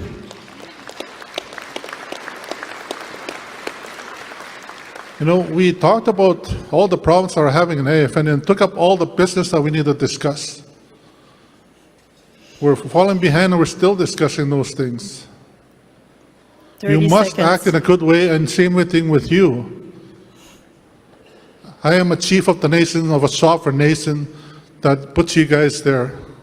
I voted for you, I trusted you, and you must ensure that process that my voice get heard on behalf of my people. And you must do all these consultations and accommodations in a meaningful way. So for me, I'm not opposed to the healing path forward, but you must give us time to discuss it in our region. You must give us time to talk about it in our caucuses and so forth. And you must give everyone here the respect that they have. Give them respect. These are chiefs. Not many times we come forward. We've been silenced for 2 years by the pandemic. We have a lot of issues that we have to talk about. We have a lot of issues and concerns that we have to present to you. A lot of solutions that we need to come up with, because we're falling behind because of that pandemic. So please give us respect for that. I agree with everything that lady said from Alberta. Thank you, Chief. No, thank you. Thank you, Chief.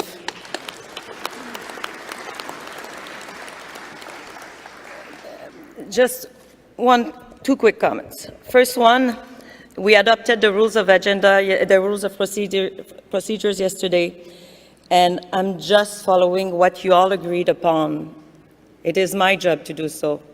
It is my job to make sure that your rules that you approved are followed, are respected for the majority here, for everyone here in the Assembly. So my job is to make sure that 46 of the rules is respected also, and 47 is 5 minutes for the mover and 3 minutes for the seconder. If you wishes to change this, it's not for me to decide, it's just for you to decide when we'll adopt the next rules of assemblies. So thank you for this. And the other thing I wanted to share now, I will go right to the microphone number 2 and close the speakers list as we are now. So no one on Zoom, and we have 3 persons at microphone number 2 and 2 persons at microphone number 1. Thank you, and movers there. So microphone number 2, please, to you, 3 minutes. Thank you. Thank you, Weena. Doug Kelly, proxy for Chief Randy Leon, Coquaquapilt in British Columbia. Wanted to start off by expressing a point of view that's different, rather than saying, I don't agree with you, although I don't agree with you. You know, sometimes we get so serious, we lose sight of the people that we're serving. How do we trust a government that signs a relationship document with our national chief of the day, and we don't implement the work that's set out in the agreement? It's not our executive's responsibility to do the work of the Prime Minister and his government. It's theirs. Now, I get the frustration. I do. I really do. We have a similar dynamic in British Columbia. We have the Union of BC Indian Chiefs. My good friend, Grand Chief Stuart Phillip, is the president. He's sitting right here. We also have Terry TG, he was up front, the regional chief for the BC Assembly of First Nations. And we have the First Nations Summit, Cheryl Casimir, Robert Phillips, and Huey Breaker. We've got 7 in 3 organizations, 7 leaders, 3 organizations. And our chiefs are always telling them they're not rights holders. And they don't claim to be. But you know what? The province of British Columbia says, well, the First Nations Leadership Council said it's okay, so it's okay. It's not our national leaders or our provincial leaders that are saying they're the rights holders. It's government officials that are. So I agree with the action taken by that Alberta First Nation that made it clear in writing and submitted it to the Prime Minister that only they speak for themselves when it comes to their rights. It's the way it should be. And you should all do that. Now, yesterday I said that the federal law to implement the UN Declaration on the Rights of Indigenous People is the new way and the best way, good morning, 40 Terry, seconds. is the best way to fill Section 35 in Canada's Constitution. Canada always tells us it's an empty box until you go to court and you win in court. And then if you win in court, they might put a little bit in the box. That's not my experience. That's not my reality of the last 40 years. We need to come together. That relationship document has to be renewed, but it's not on us. You've got ministers coming later in this meeting. Call them on it. Where's their action? We have a Liberal government that loves making promises. Thank you, Chief. Thank you. I'm not done yet. So you're wasting more time when you keep reminding us about the rules. I'm sorry, but I love you, Weena, but enough. I Just will let ask me you finish. to please conclude, Let Chief. me finish, please. Yes. Thank you, Weena. Thank you. So we have a Prime Minister who does two things. He apologizes and he makes promises. There's very little done on the third thing, action. So we have to compel them by being united, by being together, by working together and to give our national voice strength. We do not give our national voice strength when we're nagging at them, when we're blaming them for things that are not their responsibility. If you want to distrust someone, and I get that, then distrust federal officials. Make them prove it. Distrust provincial officials. Make them prove it. Let's give ourselves a chance to work together. If we're going to tear someone down and hold someone accountable, well, we got some feds that are coming later. Let's do it then. Thank you. Thank you, Chief. So, le temps passe très rapidement ici, peut-être plus qu'ailleurs. Alors, et on a toujours 2 personnes à chaque micro, alors 4 personnes. C'est la raison pour laquelle je vous demanderai, s'il vous plaît, d'être bref et concis et de respecter la durée limite de 3 minutes par orateur, par personne qui vient au micro. Numéro 1, s'il vous plaît, microphone number 1, please. Hello. Yeah, Dwight Sutherland, proxy for Chief Bruce Archibald, Teguetagamaw Nation. Okay, I'm here to discuss the permanent bilateral mechanism known as the AFN Canada MOU that was signed between AFN and Canada. This resolution speaks to the current ineffectiveness of this MOU and how we can move forward in a better way that better reflects our regional differences and holds the party signers to account, as not all commitments are currently being honored. This resolution is very important because the MOU needs to be updated, and the current priorities given our current political circumstances. It requires an update that includes a formal process for including each of our region's input in order to advance our own national priorities to the Prime Minister and his cabinet, and most importantly, hold them accountable outside their current one-size-fits-all approach. Chiefs, I ask for your support. Thank you. Thank you. Just a reminder that Chief was proxy was the mover. Microphone number 2, please. Please state your name. Good morning. Thank you. My name's Darcy Dixon. I'm the chief of the Bearspaw First Nation, part of the Nakota Sioux tribe in southern Alberta. I just wanted to mention what my colleague has stated from the Alberta region. We don't have a regional chief at the table on any of the executives. We continue to maintain our own process. That's been going on for the last 7 or 8 months. We don't have a say in any of the resolutions that are being pushed forward. You know, we had my colleague from Treaty 6, the Grand Chief, made his way to Ottawa a few days ago to meet with the National Chief to discuss some of our issues, and I think at 11 p.m. at night when he got to Ottawa, the meeting was canceled. So there needs to be some sort of an apology, I believe, to that chief. You know, we in Alberta, especially the Nakota tribe, has never given up our fight for our treaties. We've never extinguished those, our titles, our Aboriginal rights. And that needs to be recognized, I think, at this table. But when these resolutions are being passed through forward, then it puts a hamper on us. When we're in court, when we're dealing with the federal government, when we talk on a treaty relationship process with the Crown. So, you know, for the tribes in Alberta, I think there needs to be a better process put in place. There needs to be, you know, the executive or the regional chiefs or the AFN chief need to listen to the chiefs of Alberta. We're all treaty nations there. Thank you. Thank you, Chief. Les deux dernières personnes, microphone numéro 1 et après on ira au microphone numéro 2. Alors, microphone numéro 1, à vous. Thank you, Madam Chair. Gisukukit Kapiniskith. Cheryl Casmer, proxy for Nasukin Louis from Yakanuki. I'm speaking in favor of this resolution. And I just want to start off by saying that it was unfortunate that we spent most of our day yesterday speaking specifically to one issue, and it took up a lot of time.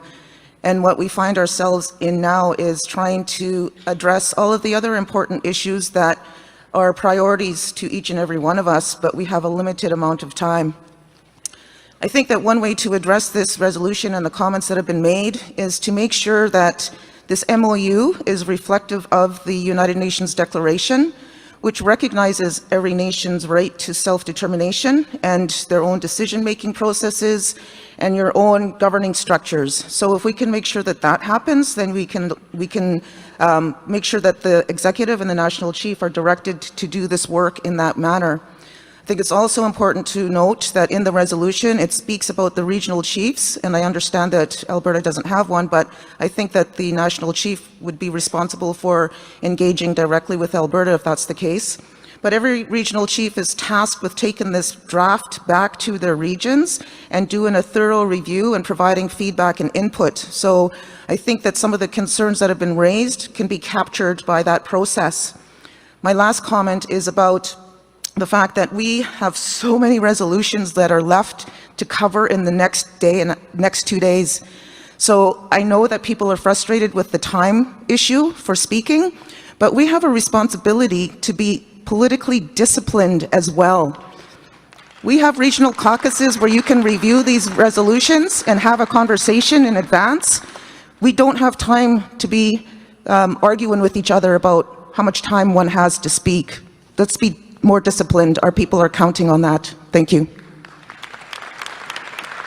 Thank you, Chief. Thank you, Chief. We'll have the microphone number 2, and then National Chief will address some of the issues that have been discussed and presented on the floor. And then I will invite an elder, Dr. Point, sorry, not Dr. Point, another elder, I'm sorry.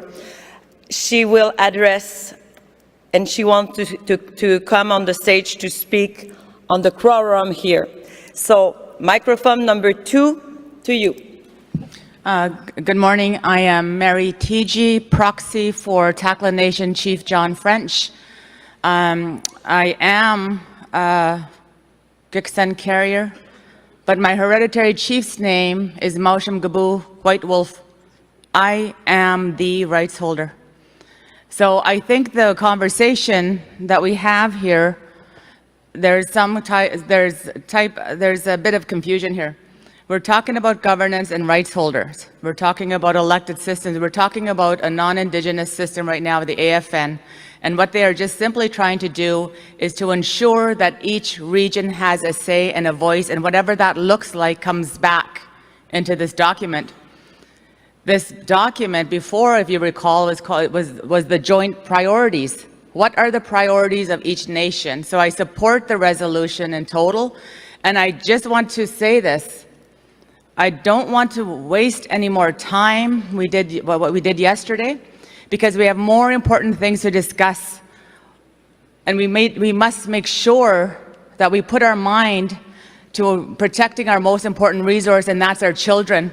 The only women's issue that we are talking about today, not yesterday, but for the rest of 3 days, the only women's issue is about the children. And we have no time. I'm looking at this agenda. I'm looking at the resolutions. We have resolutions that are coming that talks about that, addresses that. So I want to make sure that all of these process pieces that have already been agreed to, that we're not going to spend 6 speakers and convoluting the issue. We just need to establish a work plan and a joint priority document that's renewed to reflect each region. And we elected our vice chiefs, and we must put trust in them because they are good people. And so there has to be a process where we recognize that. Masai, thank you. Thank you very much for this. Thank you. Juste pour vous rappeler que nous sommes toujours à l'étape de la discussion sur le projet de résolution 4. Si jamais on avait perdu le fil, voici la situation. J'aimerais maintenant donner 3 minutes au chef national pour adresser certaines préoccupations qui ont été partagées dans l'Assemblée. National Chief, to you, please. If you can please open our microphone. Thank you. Thank you. Thank you, Weena. Thank you for all the speakers. Wanting to clarify, and thank you, Mary TG, for also clarifying what this is about. It is about, just to back it up, the MOU that exists is a relationship document between the AFN and the federal government. That document was actually developed without your input, and it was signed without your input. It was then brought to the Assembly to be approved sort of on the tail end, so it was brought afterward. So what I'm trying to do is to do what Chief David Monias said, which is to bring it to you now and say, let's build this together. This resolution is not a complete process. The resolution is to make sure that regions and all of the regional chiefs will be talking to you and your regions about what this evolution of the next document will look like. We want a document called the Healing Path Forward Accord, but it could change. Maybe there's going to be another name for it. We have ideas around what needs to be discussed in a new accord, a new relationship with the federal government. We need it to be community-based. We need it to be regionally based. But those pieces have yet to be formed. And so this resolution is really about empowering you as chiefs and saying, hey, your regional chief is going to bring this document to you and you're going to build it and then we're going to sign it. Not the other way around, which is us building it and then signing it. And you're right, Chief Monias. I saw an opportunity to tell the Prime Minister, your MOU is not working. And here's a first draft. And that did cause some problems. At the same time, it was an opportunity to let the Prime Minister know that the MOU is not working and we need it to evolve. And so that document is not, it's just sitting there. It's not doing anything. So it's up to the regional chiefs to now bring you that draft document or create a whole brand new document with you in your regions and bring that forward as a regional priority for the MOU. So for this new accord, because the MOU, we have to let it go. It's done some of its work, legislative pieces on language, legislative pieces on UN DRIP, legislative pieces on child welfare. These were joint priorities identified under the MOU. And this co-development issue is a hot button issue. We don't want to co-develop necessarily. We want our rights and title, our inherent and treaty rights to be respected by this country, by this government, by these settler governments. And the sovereignty and jurisdiction of First Nations has to be upheld. And so how do you do that? and make sure that it's by the rights holders, and it's happening in the communities, and it's happening in the regions. And that's what this resolution is. It's just the path of developing these ideas and bringing it back to you. We're not going to sign anything and develop anything further until we get your input. So this resolution is very much empowering you as chiefs. And I said this yesterday, that you need to take back the AFN. And every resolution that I'm presenting to you is about you taking back your power and authority to drive these processes of the AFN, and not to have, as you said, Chief Monias, the tail wagging the dog. Those days are over. Miigwech. Merci, chef national, pour ces mots de rappel concernant le projet de résolution numéro 4, et c'est ce qui nous amène maintenant à la portion du vote. Alors, on va ouvrir le vote sur the speaker's list has been closed some time ago. Thank you. Merci pour votre compréhension, votre patience. C'est maintenant la période du vote. Alors, on ouvre le vote et après le vote, nous allons entendre notre aîné qui souhaite s'adresser à vous. Alors, on va terminer cette résolution-là et l'aîné est d'accord avec ce que je propose en ce moment. Donc, si on peut maintenant ouvrir, s'il vous plaît. Juste rappeler que le projet de résolution numéro 4 est intitulé « Un cadre renouvelé fournissant une orientation stratégique et des mesures en vue d'un changement évolutif et positif ». Alors, nous allons maintenant passer au vote. Si vous pouvez ouvrir le vote, s'il vous plaît, sur Zoom. Je comprends qu'il n'y a personne sur la ligne, mais si jamais, on demande au modérateur de procéder au vote sur la ligne téléphonique également. Alors, pour les chefs et les mandataires qui sont présents dans l'Assemblée, je vous demande, s'il vous plaît, à ceux qui s'opposent, those who oppose, please, si vous pouvez lever vos cocardes rouges et indiquer si vous souhaitez voter contre, s'il vous plaît. Those of you that wishes to oppose, please raise your red lanyard so the vote counting can be made. And please keep it raised until such time the vote is finished. Not the vote, but the counting.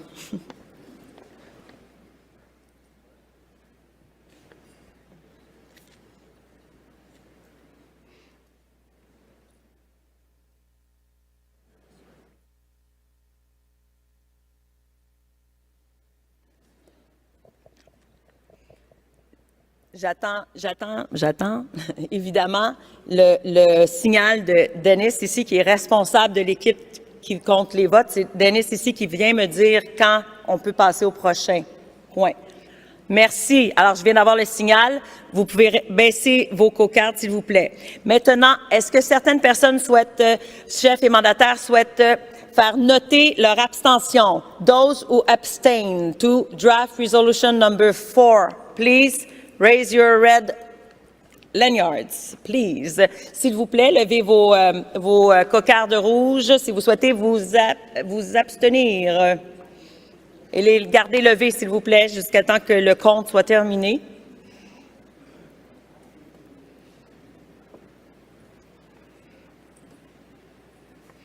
Merci de les laisser lever. Vous pouvez maintenant les baisser. You can lower your lanyards. Maintenant, tous ceux en accord avec le projet de résolution numéro 4, those in favor, si vous pouvez lever vos cocardes, s'il vous plaît, pendant que le compte se fait. Merci de les laisser lever jusqu'à temps que je vous dise de les baisser.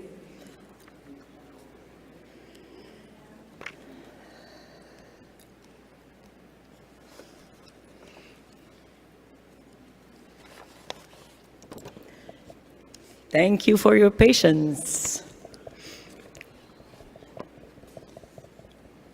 Merci de votre patience.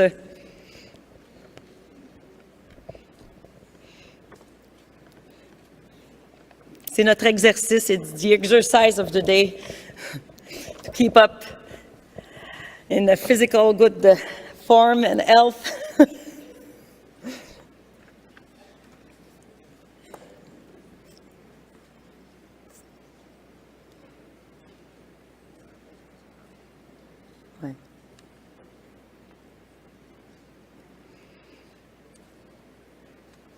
Le compte est toujours en train d'être fait.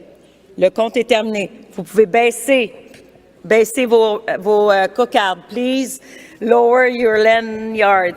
And quand je dis que vous pouvez baisser vos cocardes, et quand je vois des chefs qui ne la baissent pas, je sais qu'ils n'ont pas leur headset, parce que ça veut dire qu'ils m'ont pas compris.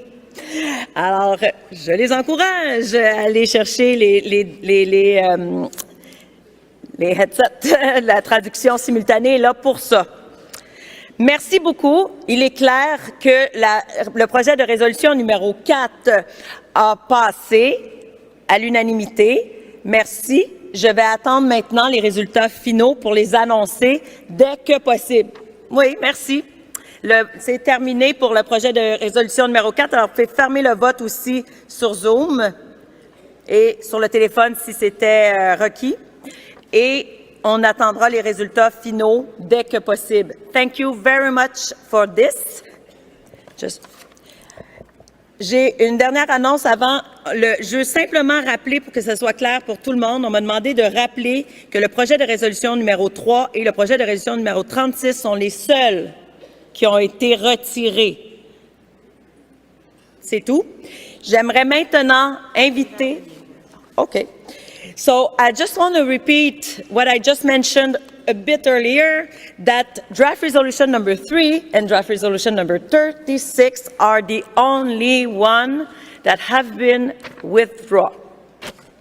So just make sure that this is clear to all. And on that, I want to invite our AFN Elders Council, Yukon representative and former Regional Chief Elder Mary Jane Jim to address the Assembly. Thank you very much.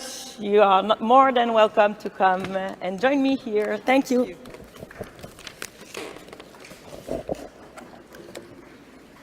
Merci. All right. I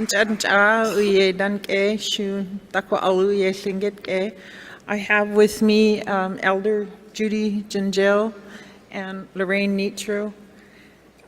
Judy's from Kwanlin-Dun and Lorraine is from Buntutquitchin. As an elder, I'm deeply honored that I have this time and space to speak with you. I witnessed this morning a very, very passionate plea from our youth, and for us to be present for them and for us to uphold them. And so I want to share a teaching with you that I have from my grandmother. Years ago, when we embarked on the land claims process in the Yukon Territory, the federal government had issued a very clear statement that it was a status-only process. And as we debated around the table, leaders, elders, community members some wanted status only, which meant that our children and grandchildren would be left out because their parents, one of their parents was white. And I was at the point in the conversation where my First Nation said to vote for status only. And I cried, but I had to do that because I was outnumbered. And I talked to my grandmother, and she said, "What are you going to do? What am I going to do?" She said, "Half of my grandchildren are white. Their father is white. They're considered that. And the other half are all full status." And it broke my heart. And so with that plea, the elders took control of that situation and said, "No, our children are our children." And here I am, I'm a grandmother, a great-grandmother. My great-great-granddaughter is Jamaican, Irish, Scottish, Diné, Tlingit, Southern Shoshone. And she shows me a different light. What I heard on the floor a few minutes ago from some of our most esteemed leaders and elders is that we act like white people is racist comments, and it doesn't belong here, especially when we stand behind our youth and we say we're going to hold them up I want to apologize to all of you who are of mixed blood, who are here to represent your children and your grandchildren. I want to apologize on behalf of us that are here for those statements. Gunishchis, Shonithan.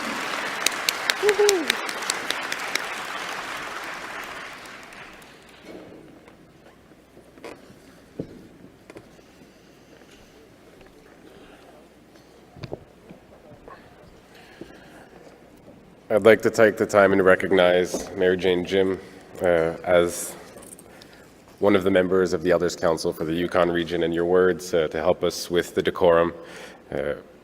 We do have rules and procedures in place that are adopted, but one of the things that we have that others don't are the strength of our elders to support us and to be there with us. So I raise you up and I recognize the wisdom that you can share with us.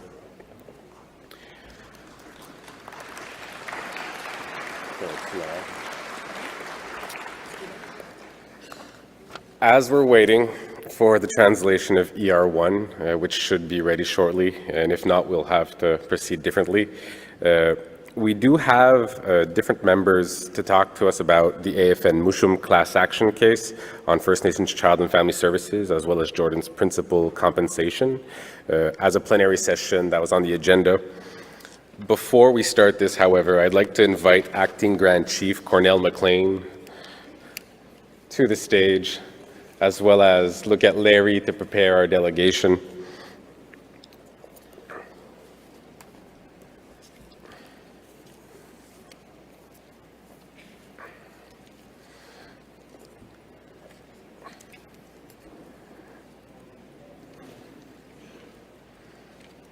So Acting Grand Chief Cornell McLean will have a few minutes to address the Assembly.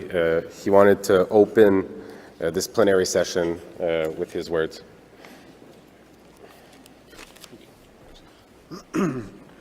Bonjour, Hanin. First off, I'd like to thank the drum group this morning, the elder, for opening prayer. I also want to recognize our regional chief from Manitoba. You know, there's been a lot of thought and work put into the $40 billion that's been, allocated for our kids, our children, and our youth. And, you know, I want to especially thank the Youth Council for that very touching speech. Like, you know, it made me open my eyes, and she's right. I used that same statement when I ran for chief 8 years ago, that I was going to protect our youth in our community. You know, I also want to recognize the young chief that was up here and spoke about suicide. I lost my son 2 years ago to suicide, and so I know what it is. I know what it feels like. You know, my heart breaks every day when I think about him. And I think that that community needs to be supported by us. And, you know, I'm going to go and I'm going to meet Wally Burns' pledge there of $300. I just need to get to a bank machine. But, yeah, I want to recognize him. So, you know, but I also want to thank the Assembly of First Nations and, you know, the regional chief, the national chief, and all of her colleagues here for helping us get this money. You know, it's very important for us.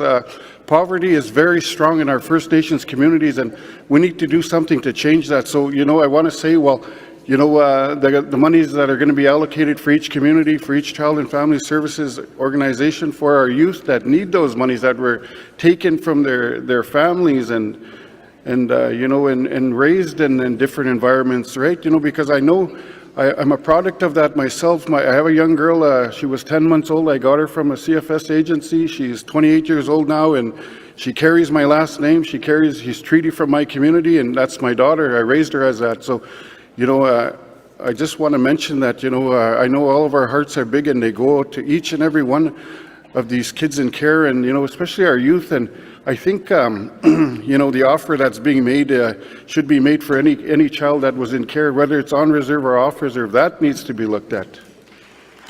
You know, everybody should be entitled to that. We were taken from somewhere, right? You know, so I think that's important. So, you know, I also wanted to mention that, you know, I'm the acting Grand Chief of the Assembly of Manitoba Chiefs, but I'm here today as the Chief of Lake Manitoba representing my community. So, you know, I know, you know, a lot of us, we carried a lot of different titles in our home fires, but at the end of the day, we're only one leader in our nation. So with that, we want to honor Regional Chief Cindy Woodhouse for all of her hard work that she's done on this file, and all the other files and all the other regional chiefs. But today we want to honor our regional chief. Miigwech.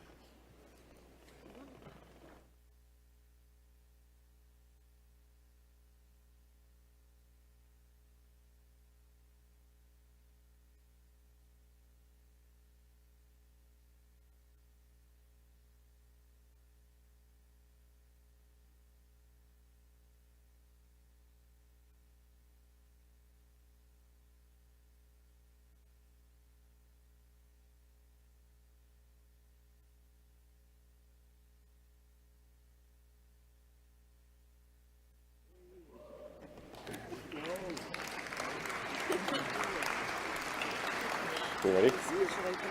Yeah. So I'd now like to invite Regional Chief Woodhouse to address the Assembly and provide also her portfolio update. Oh, I'm usually pretty scripted, and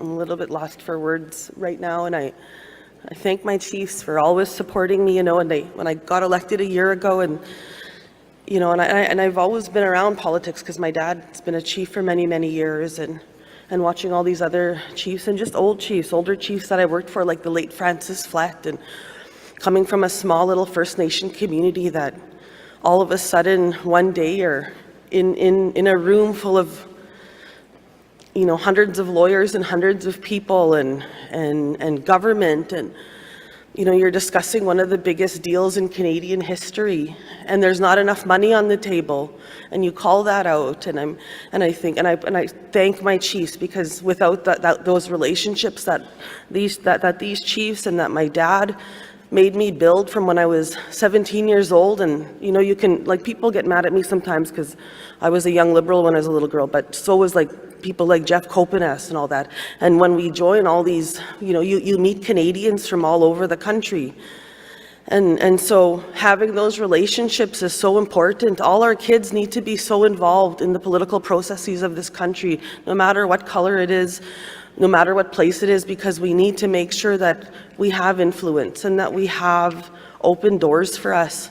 And when we work together, these are the things that happen. And all the people from before, like when Phil Fontaine started this, and that it took so long to get to this point.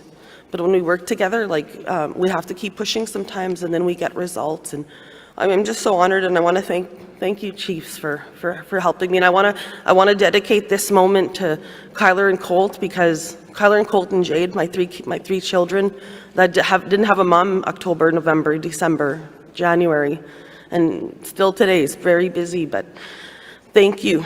Miigwech.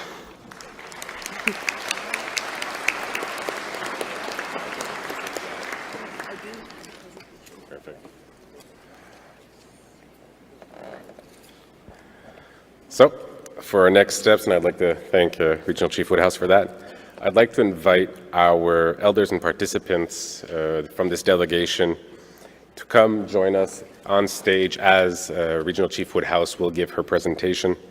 So I'd like to invite Elder Terry Fiddler.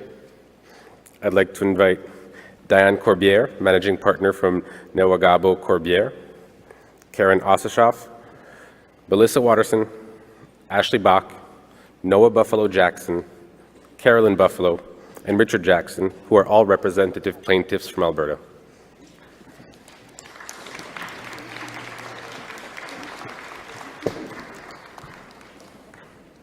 So as our representatives arrive, I would like to give the stage once back to Regional Chief Woodhouse.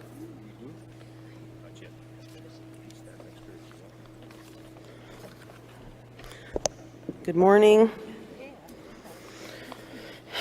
I'm just so happy to be here this morning, and and to be with each and every one of you after such a long pandemic, you know, and being in the community and being locked in to make sure that we were safe. And so it's so refreshing to be in, you know, in the presence of each and every one of you this morning. You know, and I want to thank the Musqueam, Tsleil-Waututh, and the Squamish nations that welcomed us yesterday with such kind words and asking us, you know, to be respectful and to be kind in their space.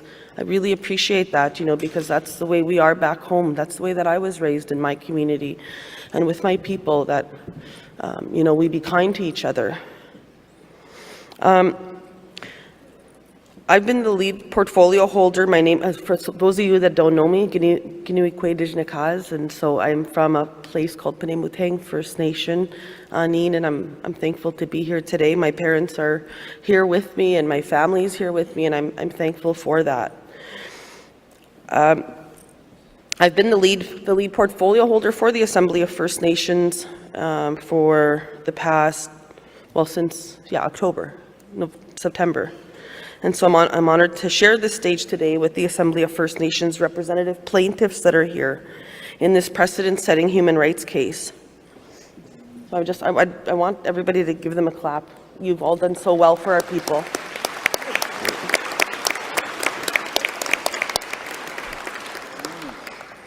They have courageously shared their stories in this action so that we can better understand the impacts of the traumatizing racial discrimination that's been imposed on them by government making decisions.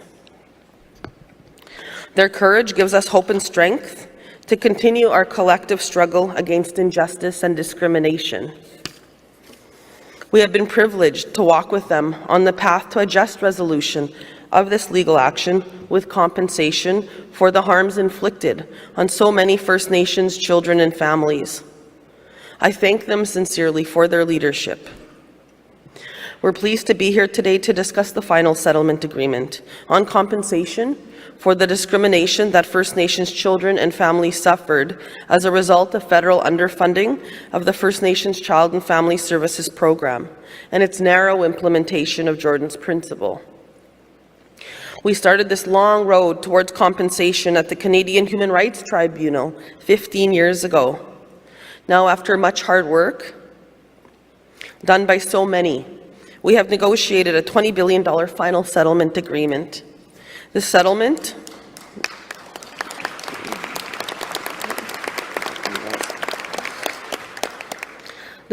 is the result of the agreement in principle signed in December of 2021 after the AFN Executive Committee passed the motion to accept the agreement in principle. And I want to thank my executive, the executive that are here, my colleagues, all of you, even National Chief, you know, all of us that work together. And I know that I'd call them all the time. I'm like, we have to, you know, you need an update. And, you know, negotiating in that, of course, you know, but they would take our calls really quick. And I always appreciate them, and I uphold all of you for that.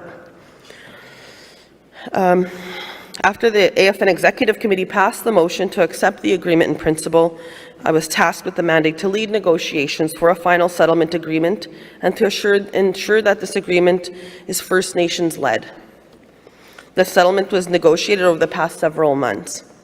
I want to share with First Nations that I advocated very hard to address the concerns I heard from many of you on the risks and trauma and further harm that compensation could possibly bring. We very clearly heard about the experiences First Nations had with other compensation processes, such as the residential institution system and day scholars, including insufficiency of support, the intrusive and insensitive questions asked, and the inaccessibility of the claims process, among many other things. I believe you will see the efforts made to avoid the mistakes of previous compensation processes reflected in the final settlement agreement. Like for example, we pushed for a trauma-informed claims process that reduces the need for invasive and triggering questions and will not require any claimant to testify in court.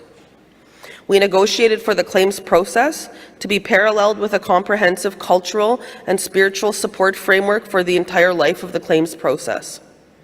the Assembly of First Nations and emphasize the needs for a claims deadline that extends to 3 years after the claimant becomes an adult, and further extensions for those unable to apply because of personal circumstances such as illness, homelessness, and incarceration.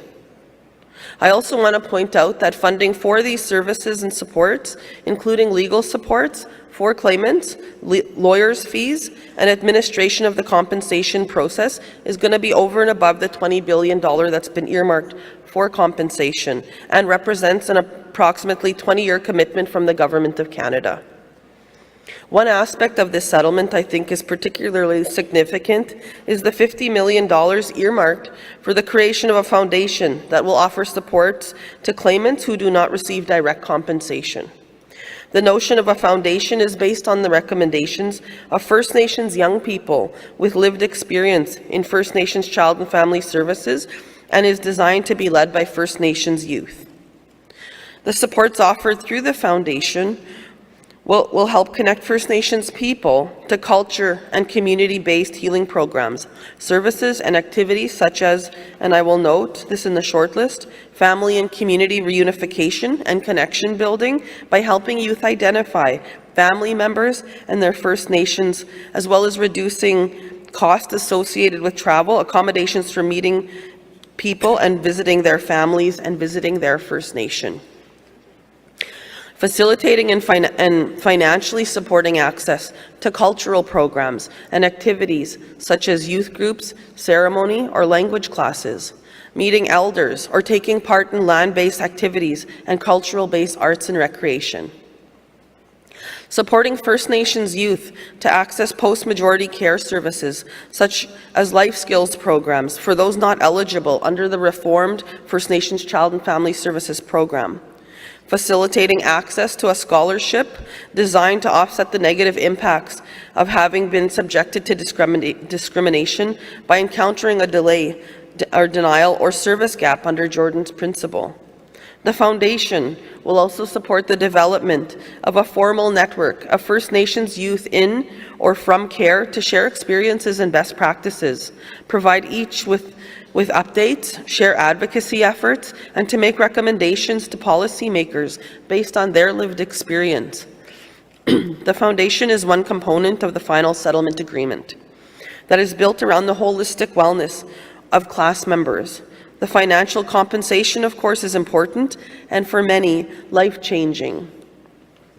However, what First Nations have said to me is that they want to see a process that prioritizes First Nations youth and young people's holistic views and wellness. We have worked hard to ensure that your love and consideration for our youth and young people and their well-being is reflected in every paragraph of this settlement. We have said over and over that compensation will not remove the painful experience of First Nations resulting from this discrimination. However, the compensation team firmly believes that this agreement is in the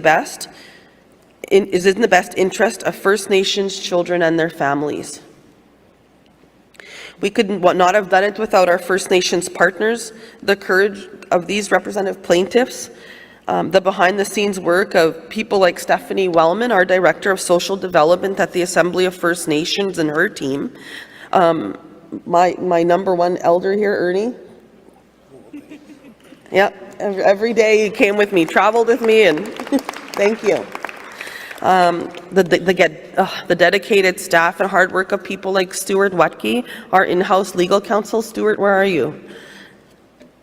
I don't know where Stuart is, but I love Stuart. You know, he works for the Assembly of First Nations, and he could have been off doing all these big agreements, and he stayed loyal to us, and I love you, Stuart, for that. Miigwech. Also to our external legal counsel, Diane Corbier. And so, you know, just like in closing, and I know I also want to eventually, we're going to do something, and then I also want to have the NARC have a few minutes. The NARC is you know, the remote communities, that we didn't forget the remote communities, that there's space there for them, and that they're not left behind, and that we took into account the cost of doing child welfare in northern and remote communities. So I want to thank Chief David Pratt and Chief Bobby Narcisse for your commitment on that and for working with us. Shimigwech. This child welfare settlement is the culmination of the work of First Nations leaders and the AFN staff for over 20 years at least.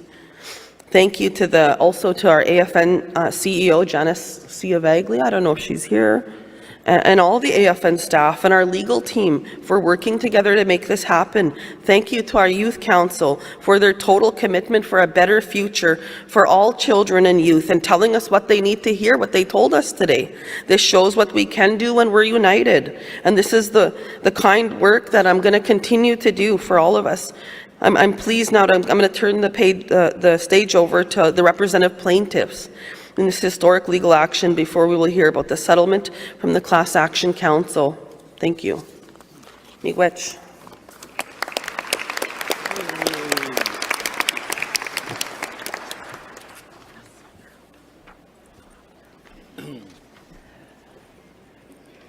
I'm looking for my PowerPoint presentation. I'm told I could read it from here. Stephanie? Okay.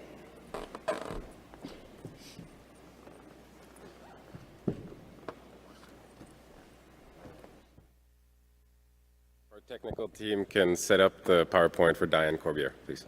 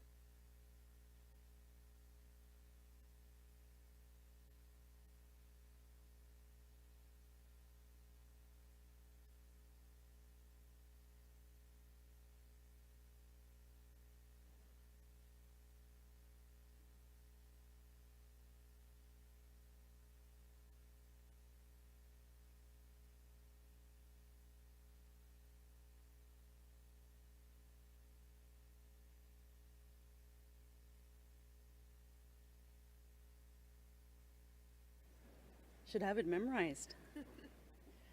I'm just going to go from Mike.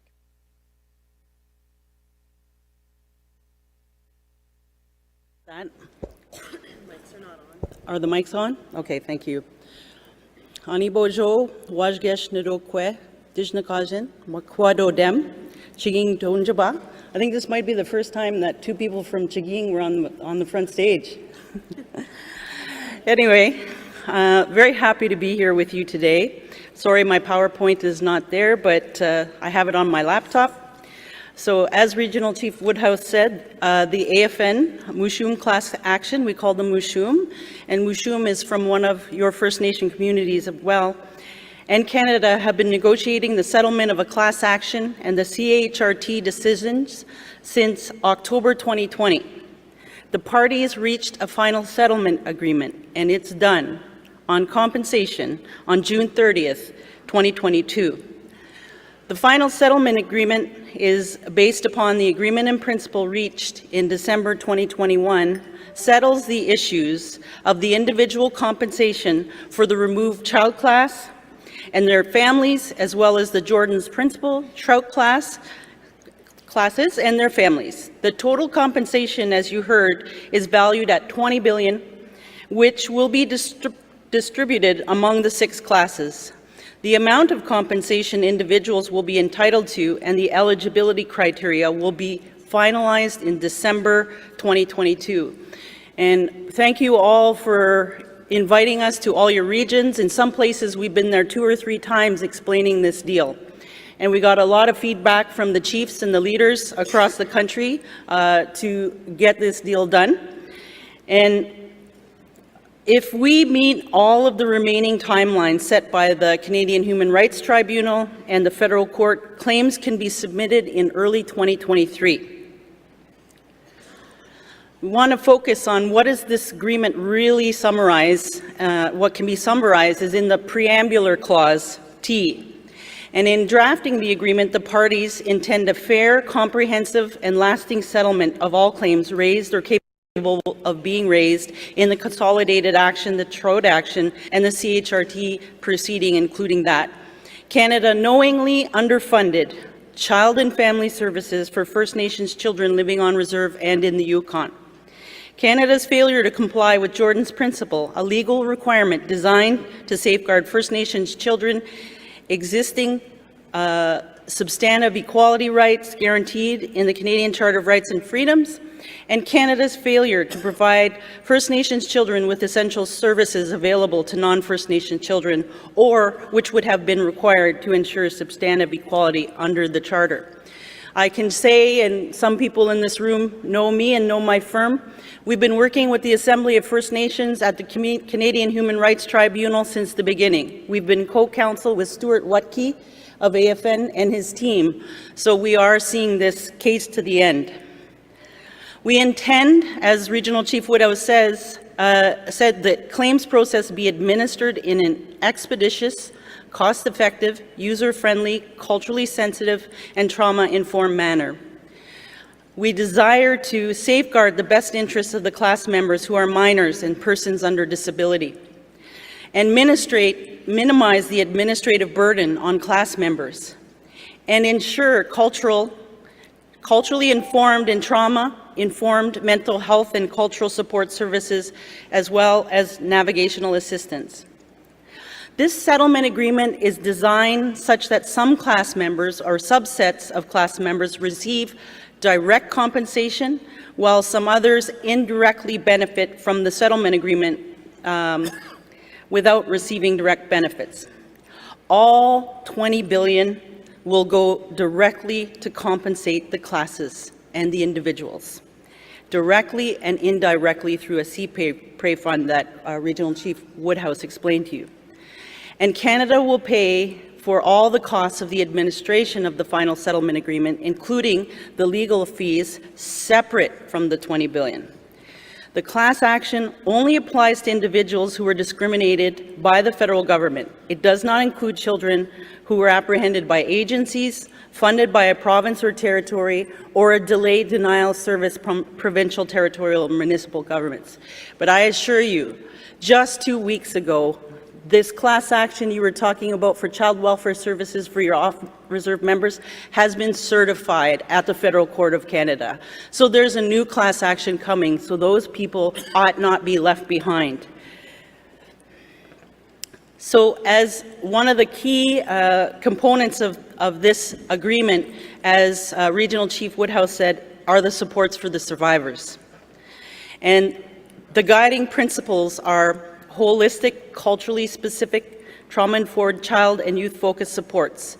They're community-based, flexible and sustainable services aligned with First Nations mental health wellness continuum framework. There's a wraparound long-term wellness supports for class members throughout the compensation process. They'll get direct supports. Example, there's a telephone line, mental health counseling, and we will be bolstering existing supports. Also, all claimants will have the option to not receive all of their compensation in one lump sum, or will be encouraged to continue to invest their compensation longer. Financial literacy supports will be offered to each claimant, but will not be obligatory. Some of these templates already exist across the country. We are continuing to seek advice of First Nations and Banking and Trust Institute who provide annual dividends or annuity payments to their young adult citizens. We will get that best practices advice and continue to get it from First Nation leadership. And we will develop these supports based on the advice and direction of the Assembly of First Nations. What's different about this agreement is that the AFN, the Assembly of First Nation, has a lead role throughout the implementation of this 20-plus year agreement. And so the current next steps that you need to know about is, yes, the first step is we have signed a final settlement on June 30th, 2022. The next step is we have to go to the Canadian Human Rights Tribunal and make submissions that its compensation order has been satisfied with this settlement. And we'll be going to the Canadian Human Rights Tribunal in late July or early August. Materials are being finalized as we speak, and the Canadian Human Rights Tribunal knows our timetable, and they want to make their decision, if they can, prior to our obligatory appearance before the federal court in September of 2022. And then in December 2022, we will go to the federal court for one final order, and that's the distribution protocol, and that's the most important piece. It will set out all the forms, all the processes, so that the people who are entitled to the compensation will be able to see themselves and see how that they can engage in this process. And only then will the claimants have a very specific ability to know how they will qualify for the class action and submit their claims. AFN is working to ensure, and now that it's no longer settlement privilege, we can publicly talk about this and communicate this to the First Nations so that they're ready and that they could let us know if there are improvements. So the communication strategy is being implemented at all stages now. There's website information, updates and supports will continue to be overseen by the Assembly of First Nations throughout, and materials will be provided in French and English. We will also ensure notices are provided in Anishinaabe, Cree, Dene, and other Indigenous languages. So it's important to write down this website because it's also court approved, that we will get all the information from that website. And it's also important, since this is a public presentation, being the lawyer on this file for a long time and working with individuals to support them, it does cause trauma. They don't know why. You know, we just talk about the case and it can cause trauma. So for those that are listening, the support from the Hope for Wellness helpline is there for you. And it's 1-855-242-3310, and it's available now. This is a final settlement between the parties, but ultimately we must convince the tribunal and the federal court that our final settlement agreement is in the best interest of your First Nation citizens covered by this class action settlement. We will be continuing our work with the Assembly of First Nations, and I want to thank this executive, like Regional Chief Woodhouse has been. She texts us at 3 in the morning. She really is working around the clock, and she's had the benefit of the support from all of the executive committee up here. As well as a big shout out to Stuart Wutke, your in-house counsel. He's not on the class action, but we couldn't have come to this deal without the work of him and his team. And Director Stephanie Wellman. And I know people like to make fun of civil servants, but that woman, you know, I text her at 4 a.m. and she's responding at 4:05. She's been working around the clock to support the conclusion of this deal.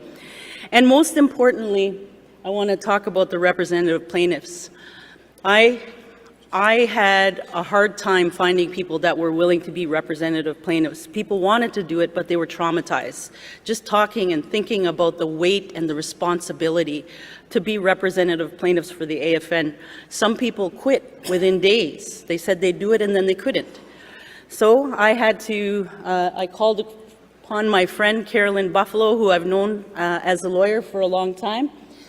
And because she's a lawyer, but she's also, you know, a Jordan's Principle surviving family, she's been absolutely instrumental in supporting this case, and her family, Richard and Noah.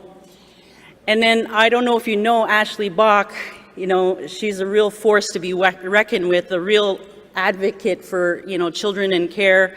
She's been very helpful always. Last night she texted me and said, talk about the helpline. It's so important. People are being triggered by this.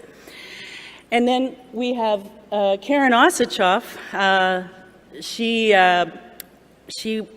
a survivor of the child welfare system. but she's also a lawyer, and we asked her to help out because we couldn't get another person, and she was absolutely willing to help out. And after she became a representative plaintiff, then she joined our firm, and so she's also a lawyer. And so she brings that perspective that none of us have, is that she's also a survivor, but she's a lawyer. So we can't do this without you, and you're going to hear from them next, and they're the reason we're doing this case. Miigwech. Oh, Melissa. sorry, folks. Karen's sister, who she just found through this process, Melissa Walterson. And she is also, I don't know, even, okay, I'm supposed to say they're both from Saskatchewan, but you might, she didn't grow up, with Nietzsche people or our people, but, I've been watching her here, and I think she knows half of this delegation. So it's very impressive how she's re-engaged with the First Nation community. So anyway, I couldn't have done this without you, and we just really love and respect you. Thank you all.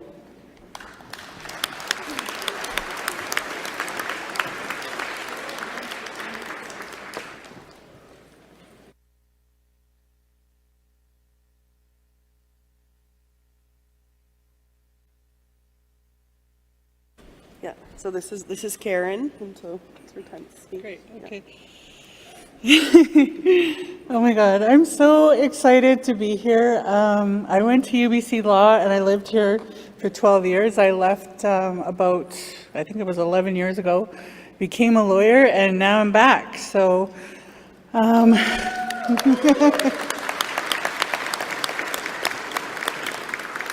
that's my best friend, Stuart, over there. So Anine Tanseh Bouzou. My English name is actually Karen Elizabeth Osachov Denham. My birth name, I'll start with that. My birth name is Erin Faye Canapace. I am from the Pasqua First Nation in Treaty 4 territory in Saskatchewan. My father is Lionel Obi, who is from Paipot First Nation and Treaty 4 territory. So I just want to acknowledge the territory that we're in, the Coast Salish territory, the home of the Squamish, Musqueam, and Tsleil-Waututh peoples. So I introduced myself. Okay, so my life's purpose was this case. Full disclosure, I am also a 60 Scoop survivor. So I think the biggest strength that I had was that I went through that process. I started that class action, applying for it in 2017. Well, no, actually it was 2018, but I heard about it in 2017. And I'd like to say that that was probably the hardest time of my life. And I'm going to go off script here because I think it's important to share what happened to me. So I became a lawyer. I've worked with Diane for 11 years. I wanted a change, and I got invited to work at a First Nations CAS agency, and for some reason I jumped in. Part of my story is I always jump in places where I probably don't belong, but I go anyways just because, if I'm asked to do something, I feel like I'm being led there by the Creator. Anyways, the point of the story about the 60 Scoop was that I was a CAS lawyer working at an agency. I don't like CAS, and it's a very strange place to be. But the reason I went was because I wanted to get this agency off the ground. And I also wanted that agency to focus on prevention instead of protection. The first year or so, I didn't have to go to court. I basically had to go and tell other CAS agencies to follow the law, not only the provincial law, but our First Nations law. I would go into court and I would stop Crown wardships from going ahead because the First Nations voice wasn't in there. I actually went into court one day and I said, no, this Crown warship is not going ahead. I said I have a letter from the First Nation, and I acted as a friend of the court and I stopped it. So the point of the story, though, is that once I applied for the 60 Scoop, I was so traumatized. And the only thing that I can say is that my brainstem started shaking. As soon as I went in to fill out that application, my brainstem was shaking. and I was just shaking. And for me, I'm pretty assertive, I'm confident, but I just walked into that room and I crumbled. I just crumbled. And talking about it is pretty difficult. And so there was no supports there. There was no smudging ceremony. There was no elders. There was no lawyers there. I was pissed. So I was traumatized and I was pissed. So I left there, and I think it's also important to share that when I left, I called my dad. My dad is a spiritual person from Saskatchewan, and I was screaming at the top of my lungs. And I said, the only thing I could say was, my name isn't Karen, it's Aaron. I just kept saying that, and that is my inner child speaking out, and that's what I couldn't say my entire life. People would call me this weird name, and I'd be like, my name is not Karen, it's Aaron. And I knew, my spirit knew who I was.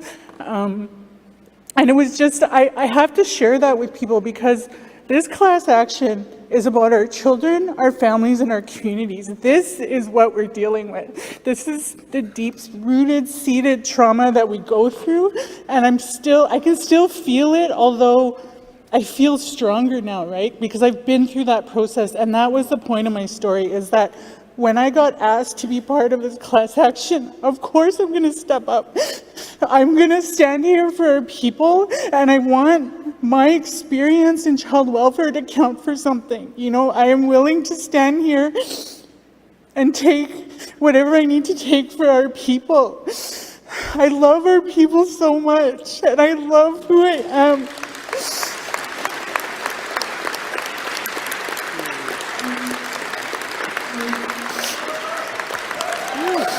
We love you. Thank you. We love you.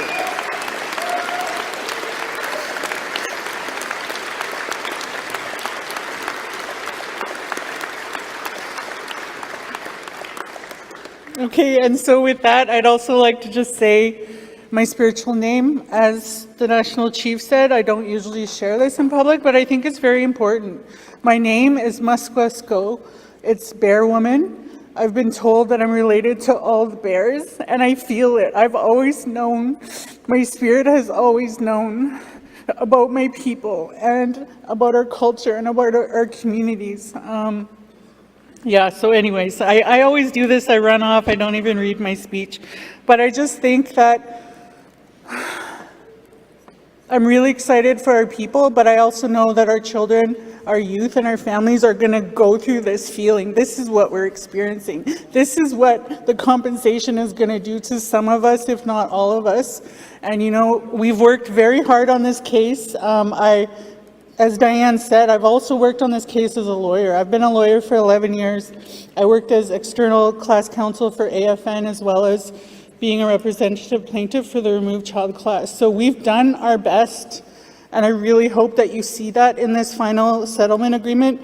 And just the last thing I want to say is the message that I have for our claimants. We are here for you. We fought for you, and we will be here to support you. We love you, and you're loved. You are important, and your story is important. Miigwech.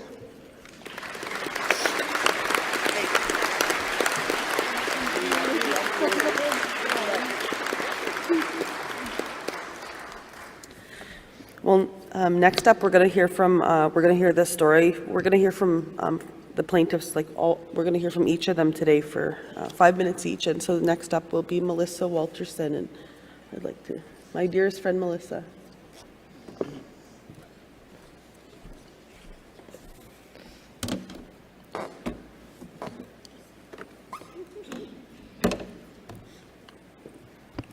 feel like I'm too tall. First, I'd like to acknowledge the traditional territory of the Coast Salish, home of the Squamish, Tsleil-Waututh, and Musqueam Nation. Sorry if I butchered that. Told myself I wasn't going to cry today, but my sister. My name is Melissa Walterson. My spirit name is Leading Golden Eagle Woman, and I represent the family class for this lawsuit. I have resided in Treaty 1 territory for the last 25 years. I'm a member of Nissachawassi Cree Nation in northern Manitoba. I began my journey in 1978 when I was adopted at birth, and I was raised in the Manitoba's Interlake. The reason this case is so important to me is because what I experienced growing up in a white family, in a white community, going to a school where I was the only visible minority, and I kind of learned my so-called place in this world at a very early age, and I experienced my fair share of lateral violence. And now I'm trying to unlearn what I thought about myself. From my life, my experience, I think our children need to be with our people. Our children need to be protected from the hardships that I experienced. And as you know, my sister Karen, I only met her 2.5 years ago, and I have brothers and sisters that I found out that I've never met before and have passed away. So it's kind of hard for me to deal with.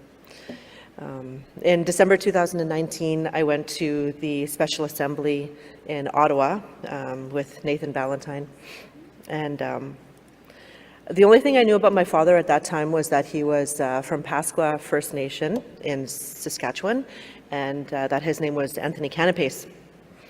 And while I was there, I ran into the chief of Pasqua, Chief Pegan, and I was walking out of the restaurant with my colleague, and I was looking at everybody's name badge because I'm so nosy.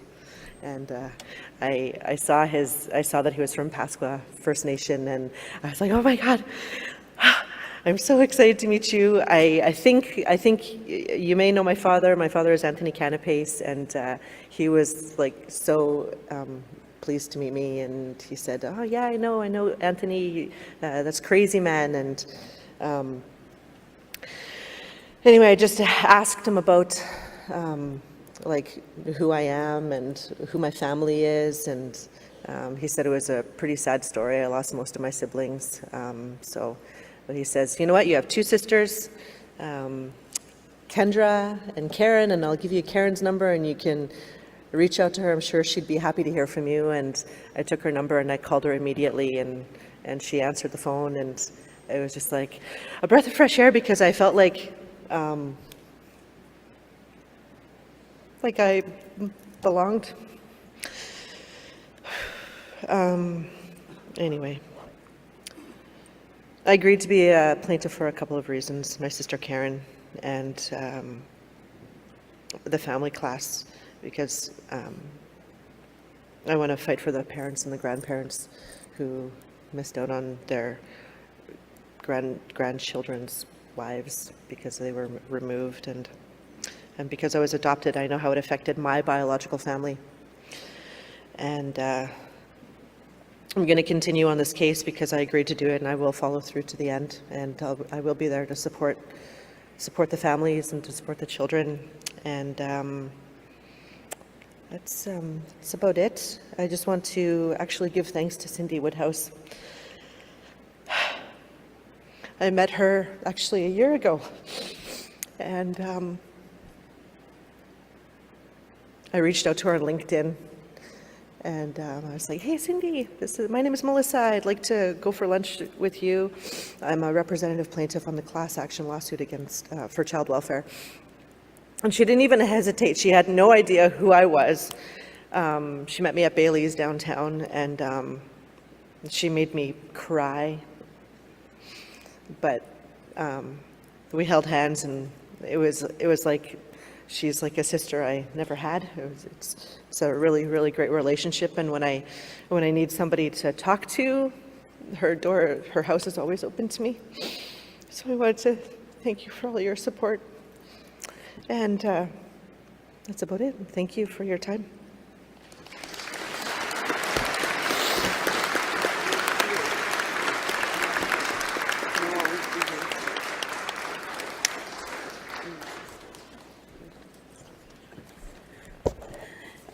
Melissa and I traveled one day to Toronto, and I didn't realize it would be the first time that her and her sister isn't creator funny how we're all here right now because we just met, you know, a year ago, and then I met Karen, and then I was to meet Karen, and she says, come and meet my sister. And what a moment, and look at this, now we're here together, you know, and when we were brought together, not even through this, just as through friends and love. And I'm so happy to see you as sisters united and talking all the time and trying to help each other to understand where you come from. And remember when I told you guys that I didn't mean to make you cry that time, and I said, I wish you had what all of us have in the reserve when we have our parents and our grandparents and our families to fight with. And I'm sorry that you never had that. But we have to keep fighting and working together. Yeah, next up, we're going to call Ashley. Yeah. Ashley's a strong, strong woman.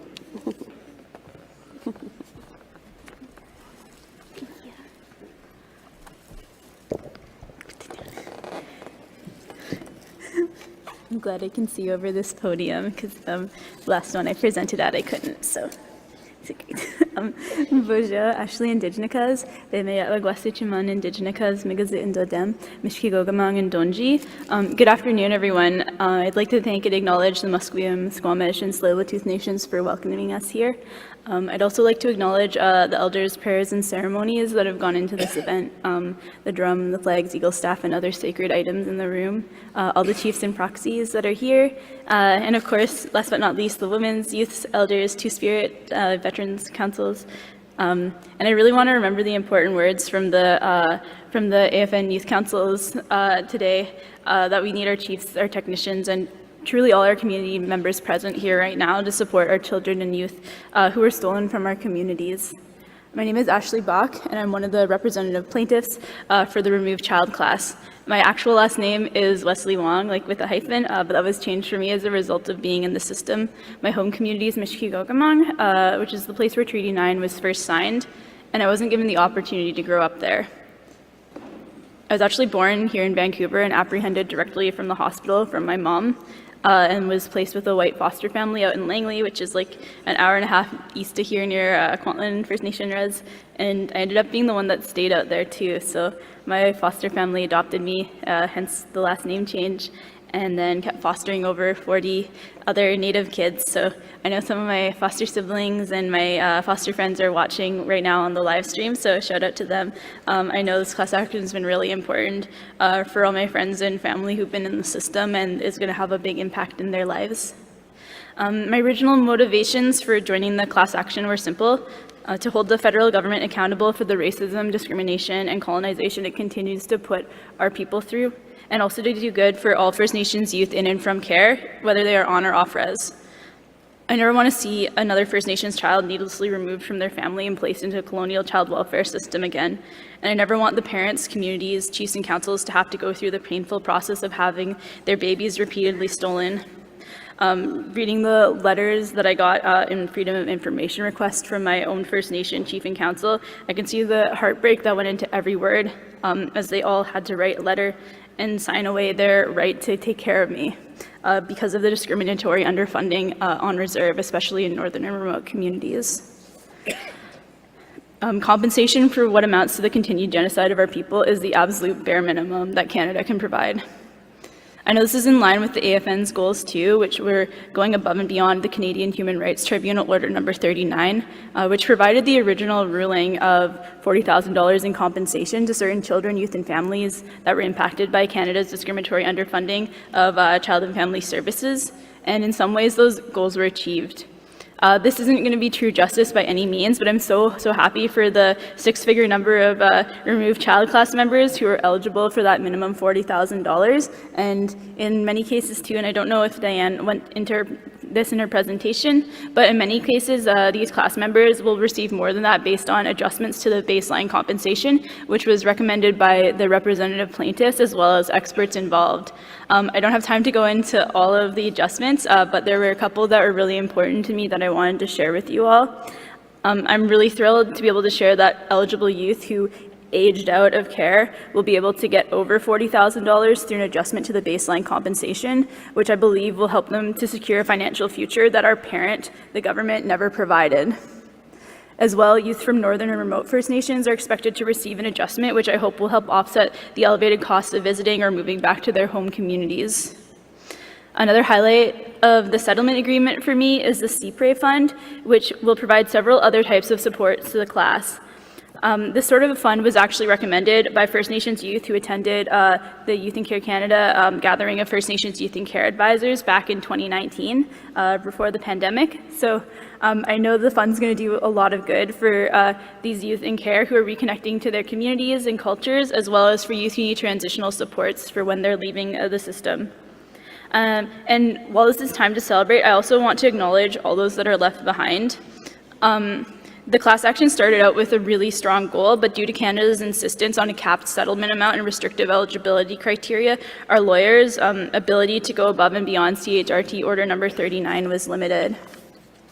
There's several shortcomings in the class action in particular. This was sort of already talked about earlier today by the elders and women who were on stage, but leaving out non-status First Nations youth in care and those in a lot of the provincially funded systems. They're still our family, and some of them are even my own siblings, and they deserve our love and support too. So these shortcomings have really, really eaten away at me for the past year and a half since they were realized, and I want to be clear that the pursuit of justice, compensation, and other remedies isn't over yet. In particular, I want to ask the Chiefs in Assembly, as well as members of the AFN's Committee on Child Welfare and Jordan's Principle, to encourage the AFN to monitor and intervene when appropriate in the numerous new class actions that have popped up pursuing compensation for non-status and off-res youth in care. These new class actions are by non-Native law firms and not led by accountable First Nations bodies, so it's really important for the Chiefs and AFN to intervene and make sure that all the youth covered by those new class actions will get a comparable amount to this settlement. Further, I hope all First Nations here will continue to do their best to reclaim and welcome back all their removed children. I know a lot of you have been doing this for so long, and this work continues on. At the recent National Assembly of Remote Communities, one attendee pointed out that youth always try to return to what she called their home fire. That's so hard to do, though, when you're starting with little to no connections. That's a journey that's been going on for me for many years now, and it's been nearly impossible to do. The CPRE fund can only go so far to provide supports, and youth need to know that that love and support is there for them in their own communities, too. In conclusion, I'd like to thank everyone who's made this settlement a reality. It wouldn't have been possible without the AFN, Regional Chief Woodhouse, the National Chief and Executive, and staff like Stephanie and John and Stuart, who are so dedicated to this work in making the world a better place for First Nations youth. I also would like to thank the lawyers from Onigaming, Corbier, and Faskin, who have put in countless hours of work into negotiations and drafting, and they still have a lot of work ahead of them too, as this goes before the CHRT and the court for approval. And finally, I want to recognize all the other representative plaintiffs for being so brave to share all their experiences and advocate for others. It hasn't been easy, and I know all of us have spent the last 2.5 years working through a lot of heavy feelings, trauma, and experiences, things that we weren't sure were going to happen, things that we didn't know were going to come up inside of us. It's been a long journey. And finally, I want to leave a message for all the youth in care who are watching today. You are loved, you are valuable, and you belong. Miigwech to everyone who's been listening here, and I hope you enjoy the rest of the assembly.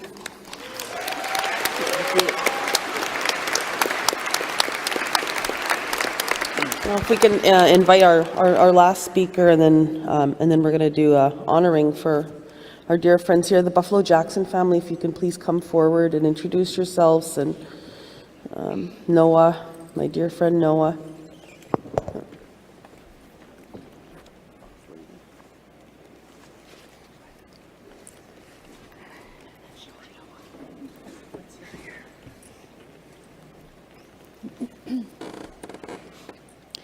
Kake utamskatna no temtek, askigayat isigatsoyan. My name is Carolyn Buffalo. I'm from Muskecheese in Treaty 6 territory, in Treaty 6 unceded territory. In none of our treaties did we ever give up our land, so all of our territories are unceded.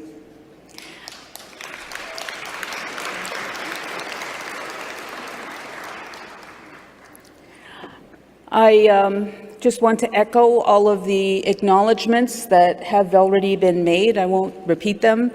And all the people who have been thanked already. I'll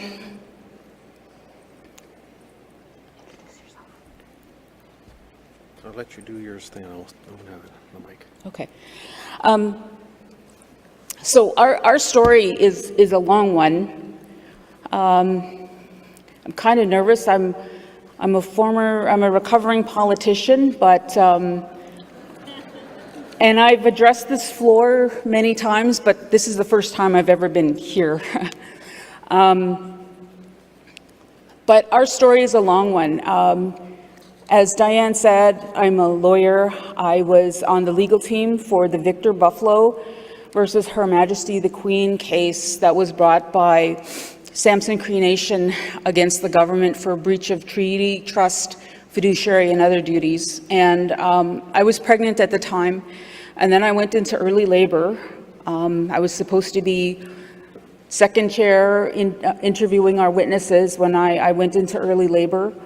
And Noah came. He was born 10 weeks early, and he had his own schedule, and he wasn't going to go by what the doctors told me was my due date. But because he was preemie, he was in neonatal ICU for a month before we could bring him home. And then as he grew, we knew something was wrong with him. And we figured out early on, doing our own research, that he had cerebral palsy. So that, once we were aware of that, that began our journey and our fight, because everything had to be a fight. We had to fight for every little thing from both the federal and provincial governments. I'll never forget the first time we went to see our caseworker in Wetaskiwin, at the Child and Family Services office. And for most everything, the answer for us was no, you can't have it because you live on a reserve. And our caseworker actually told us, we're told by the federal government, First Nations kids hands off, those are our kids. You guys don't do anything with those kids because those are our kids. I was shocked, and I asked our caseworker for that in writing, and she got yanked from our file. We never saw her again. But that was their policy at the time. So then, I'll give another example of our struggles. There's many. But, and I talked about this in the dialogue session the other day, but we had Noah's doctor said that Noah should have Botox injections in his legs so that we wouldn't have to do surgery on his legs because they weren't growing properly. And without his legs being straightened, he may never learn to walk. So we did everything in advance. We called the pharmacy, asked for the injections to be ready. We had the doctor's appointment at the hospital. We had everything all set up. And then when we went to the pharmacy, they said, we're so sorry, but we can't, the Botox injections aren't covered. And we asked why. And they said, because it's a cosmetic surgery.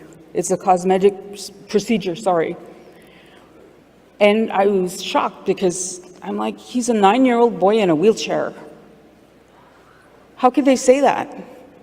So we had to pay for the injections ourselves. There were 4 injections, as I recall, and they were about $260 each, which we had to pay for. So I was livid. And at the time, I was chief of my First Nation, and we had the injections done, and our doctor was shocked. He said, what about Jordan's principle?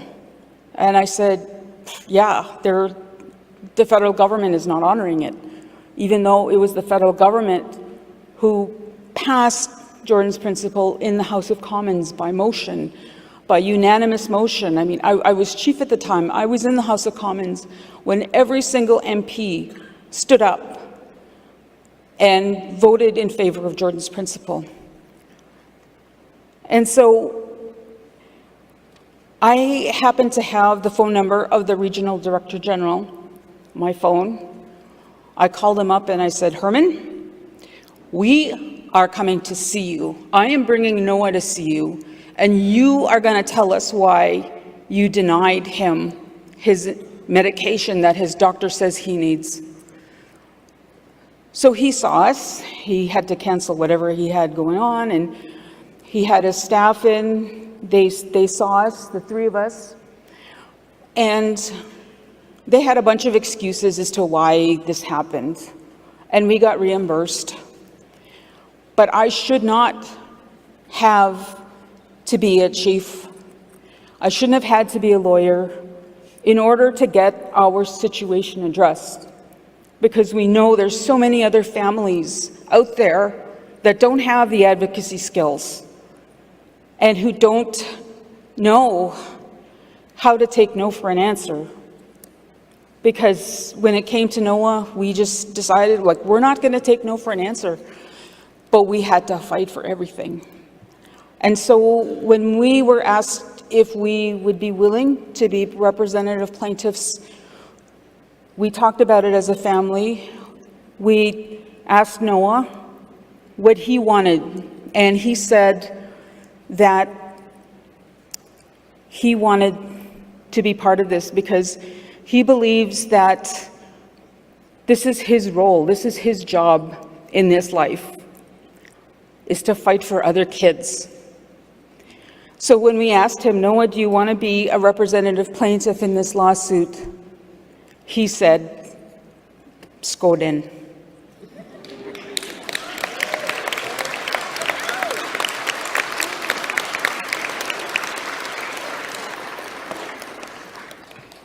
Because we always explain to him what we're doing, and we always get his permission first. So Noah is, we're so blessed to have him. We feel so privileged to be his parents. He's truly a gift to us. He makes us happy. But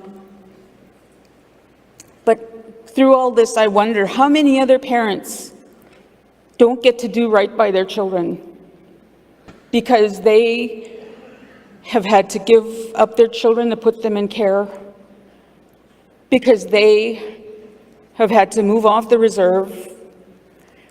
All the parents whose kids were taken from them in the child welfare system, you know, we're taught that our children are on loan to us, and we are responsible for bringing them up, and we have to answer to the Creator for the job we did. But how many of our parents never got to do right by their children because of the government systems and because our children are taken away?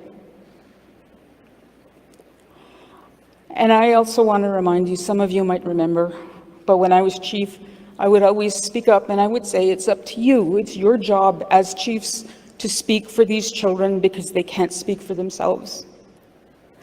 And I'm so grateful that this class action lawsuit happened, because I see that as you doing your jobs to take care of our children and our families.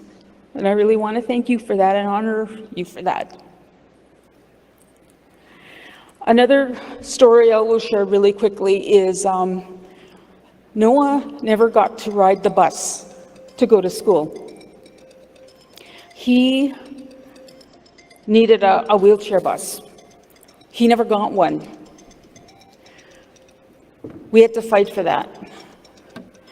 I was chief at the time, and I was in a position to ask federal and provincial officials where the money was. And the money that was allocated for busing special needs kids was exactly the same as for non-special needs kids for our reserve. So I had to file a human rights complaint with the Canadian Human Rights Tribunal, and this went back and forth for many years. And during that time, the Louisville First Nation, they were in charge of providing busing services for our community. And Louisville didn't get extra funding for special needs kids. But what they did is they, on their own, and they went into a deficit to do this, but they incurred costs, but they wanted to do right by our kids, and they provided busing for Noah for a couple of years. And I don't know if the Louisville chief is in the room. Chief, are you here? But anyone from Louisville, are you here? Could you please stand up? Oh yeah, there's, yes, oh, Henry, Ida, thank you so much, Louisville. You guys stepped in and you helped us take care of Noah, and I just really want to thank you so much.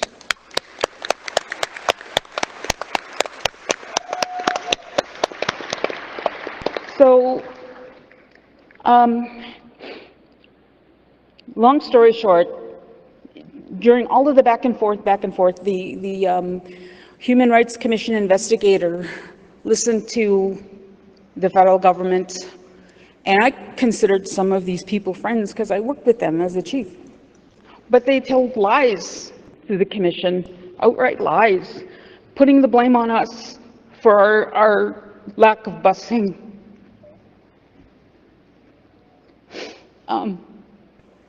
So the commissioner recommended that our complaint be dismissed. I was so devastated, so I called my good friend Cindy Blackstock. I called Dr. Blackstock and I told her what happened because she knew about our case, and she asked me to send her the letter from the commission investigator. So I sent it to her, and she got back to me right away, and she said, "Can I send this to our lawyers?" And I said, "Sure." I thought, what's the point? We lost after all these years. And her lawyer got back to me right away and said, "I've never seen a letter that is so hostile to the complainant." And she asked if she could help us do the final submission. And she represented us pro bono. Nobody else would help us.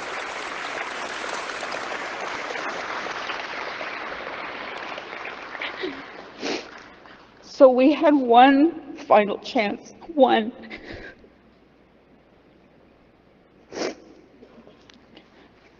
And the lawyer, Anne Levesque, and David Taylor, who acted for us, we put together the final submission. And she said to me, "You have to," I said I wasn't going to cry. You have to prepare yourself, because in these situations, 90% of the time, the tribunal or the commission will side with their investigator. So we put in the submission, and then Anne called me and said,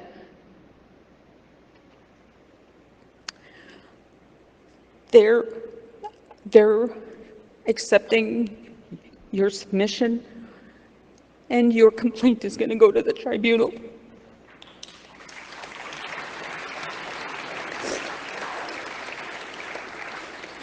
So I was happy. I thought we were going to have our day in court finally.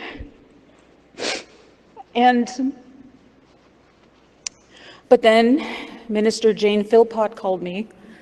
She called me twice, actually, personally, to tell me that she was going to look after our case personally. And lo and behold, Canada offered us a settlement. So our case got settled. We didn't have to go before the tribunal. But I was actually looking forward to it because I wanted to look some of the government officials in the eye and tell them, this is what you guys did. This is what you guys said about us. But we didn't have to do that. But I really am so grateful to the bottom of my heart to my good friend Cindy Blackstock and to Anne Levesque and David Taylor, those guys who have been fighting so hard before the Human Rights Tribunal, fighting these cases for all of these years.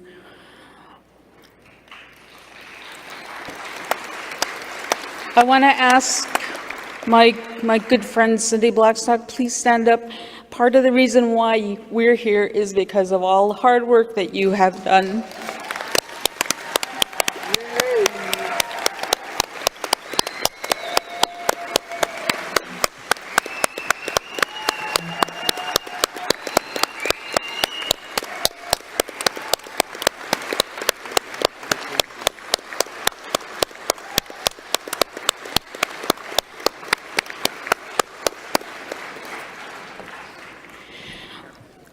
So that's part of our story, but there's a few more things I want to say.